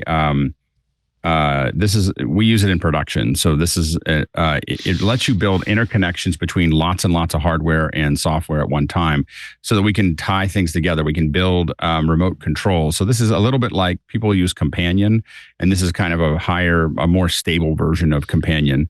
And so what this does is it says, I want to create control surfaces, or I want to have different apps able to control different, interconnect the apps, all their IO and it basically builds a layer in between, so that you can, and when we're building complex things, like I want to push a button on something and have my lights turn on, and I want to push something else and have this turn on. I want to switch to another thing on my switcher, and but you want to have your own control surfaces to do that, and you want to have your own and possibly even have things that are happening when this happens in this app. I want this to do this. And so when we're doing it in production, this is a pretty important piece of the puzzle of being able to build interfaces. You can build them in iPads. You can build them on your screen, where you can click on it and a series of actions will happen all at one time. This is the first time that Core this has been mostly a PC thing until recently. So Core is available on the Mac and the PC. But really when it comes to running shows, complex shows, almost everybody's using something like either central control or Companion to run those, to tie those together. So that's that's my pick. It's good. I should pay more attention to this kind of stuff since I'm gonna have to be doing this. This is you're exactly where. So you imagine having a Stream Deck up, and you can tie to the buttons in the Stream Deck. Right. Oh, I want to turn my lights on. I want to turn this off. I want to turn my mic on. I want to, whatever those things are, you can push all of them to your Stream Deck. And so now all the things that you need to do on a regular basis, whether it's cutting your, editing the show to turning lights on and off, mics on and off, bringing new people in, all of those things are automatable to tie that in. It's really powerful, and Core is like $40 or something. And that's not $40 a month or a year. That's just $40. I think they have some kind of subscription service if that's what you want, but you can also just buy it out as well. Nice. Okay. Thank you, Alex. I'm making a note of that. Yeah. Andy Anako, pick of the week. One of the features that's coming in Sonoma at the end of the year is window tiling, window management, window snapping. Apple's done so much work to make complicated things like Stage Manager, but they've never done something as simple as, I just want to be able to put my windows into grids so they don't overlap with each other. Like when I'm recording a podcast, like I don't want overlapping windows. I want to see the recording deck. I want to see the chat. I want to see this, that, and the other. And I would just keep wishing that I could do something as simple as I can do in the iPad. So some of these features might be coming in Sonoma. I think they're in the first beta, but they don't seem to work really well, so we don't really know how they're going to work yet. In the meantime, maybe you want to check out my favorite window management tool. It's called Swish. Costs $16. You can get a free trial. What I like about it is that it doesn't impose its own belief system of what you would logically like to do with your windows. Okay. It doesn't set, of course you want one app to be the most of the screen and then another app to be 1/4 of the screen to the left. It really is like, okay, here's a 4x4 grid. You can optionally set it to like a 3x2 or even a 3x3 grid. And there are really, really good shortcuts, both with multi-touch on the trackpad and keyboard shortcuts and dock commands, so that you can easily say, I want this to be 1/4 of the screen. I want it to be right over here. I want this to be 1/3 of the screen over here, and I don't want it to overlap and encroach on this. And it works really, really well with multiple monitors as well. So there's a really good chance, of course, this will get Sherlocked when Sonoma comes out. However, that's conditional on the idea that Sonoma is actually good at this. And it's possible that it will be better, but it won't be as ambitious a thing as Swish is. Again, I don't just want to have two apps side by side like on my iPad. I love how my iPad does multiple has side by side apps and how easy it is to arrange. However, again, when I have a big screen at home, I want to be able to make use of that, and I want a tiled interface. I don't necessarily want overlapping windows. And Swish makes it very, very easy to just, without even really thinking about it, I want this to be there and in this size, and suddenly I've got a grid where nothing overlaps and everything's lining up exactly correctly. So again, not cheap, $16, but you can get a free trial and see if you actually like it. Definitely keep this in the back of your mind when you install Sonoma at the end of this year, because just because it's better doesn't mean it's as good as what it could be. And Swish is one of those enhancements that absolutely changed how I use my desktops with a big screen, as opposed to the smaller screens I've got when I'm on mobile. Excuse me. There are a lot of choices in this category. This is your favorite. Yeah, that's always a testament to how bad a company has messed up a basic feature on an operating system. Rectangle. Yeah, exactly. There's tons of them. Yeah, but do you think this is the best of the bunch? It's my favorite because it doesn't make a meal out of it. Again, I can just simply mouse into the title bar and then do a gesture, and suddenly it's exactly where I want it to be. Whereas some of the others, again, you might maybe try others. They have different methodologies of how you interact with it, how you make your intentions known. I like Swish because, again, it doesn't get in the way of my intentions. It just simply does what I want it to do, and it doesn't stop me from doing something by saying, why on earth would you want it in thirds? No, I'll give you quarters. You're lucky to have quarters. Why would you want 2/3? No. Swish. And you can find Swish at highlyopinionated.co. Yeah. Thank you, Andy. This is also a good time. Like if there's an app that might get Sherlocked at the end of the year, if you got the scratch, maybe just buy a whole bunch of these apps so that they get, they can have so they can have a nice Christmas at least. Yeah. Kind of give an app a toy kind of a thing. Yeah. Mr. Jason Snell, you're the remaining pick of the week. It's down to me. Yes, this is a free app that actually came out during the butterfly keyboard crisis. But I discovered the other day that I was frustrated by my keyboard, which I love. Every now and then it doubles a space or it doubles another character. There's like a little bounce going on there, and I love the keyboard, but I hate typing a word that I know how to spell and there's an extra letter in there, and I know I didn't press it twice, and that's called a bounce. And there is software that will detect if a key is pressed quickly in succession, and you can remove it. And this was written during when the butterfly keyboard had this problem, but it still works.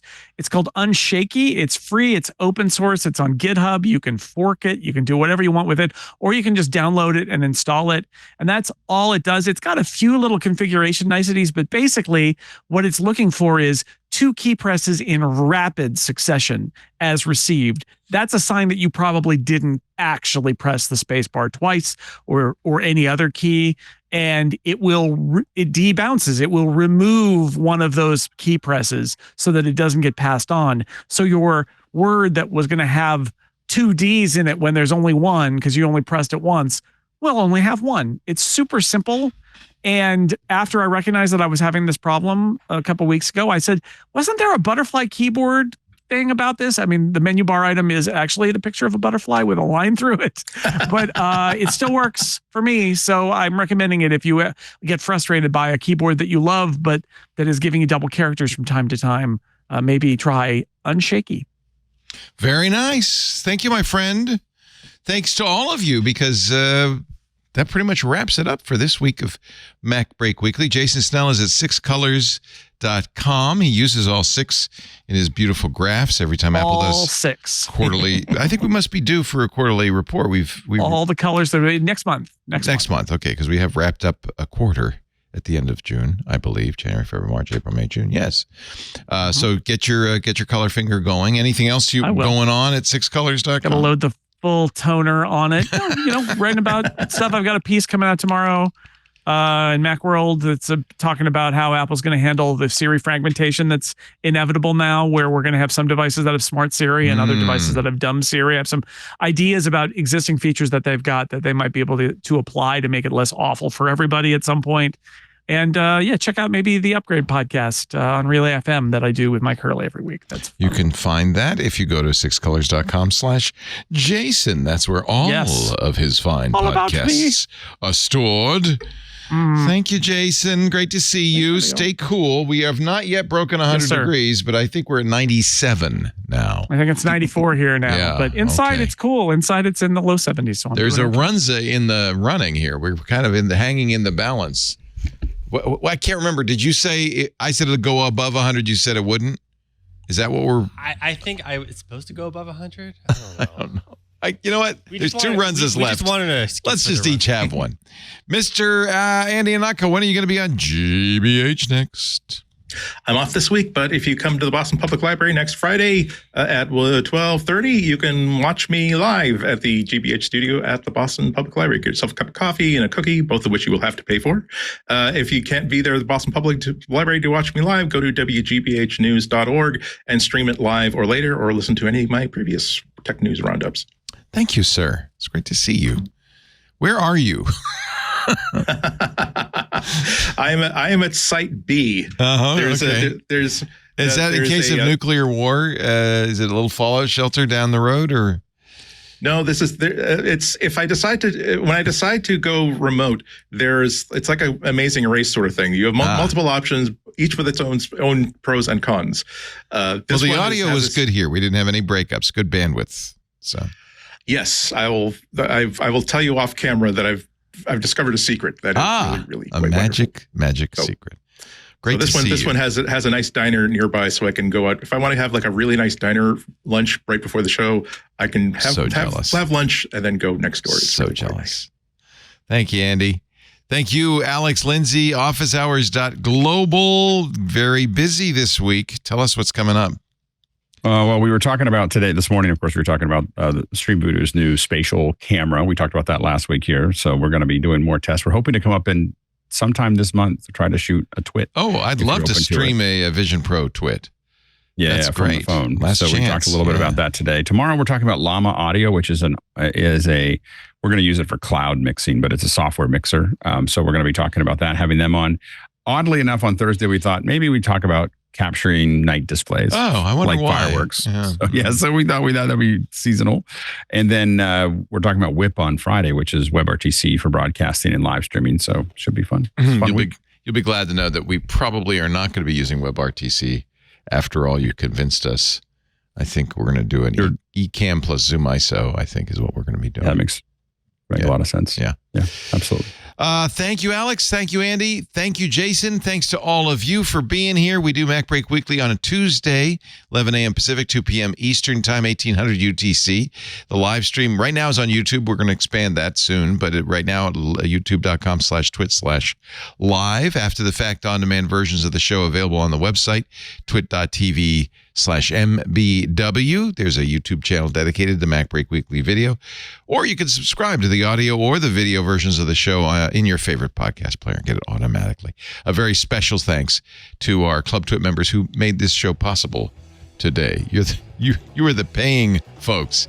If you're not yet a member of Club Twit, we'd love to have you. Twit.tv/Club Twit. Now it is my solemn and sad duty to tell you to get back to work because break time is over. We'll see you next week.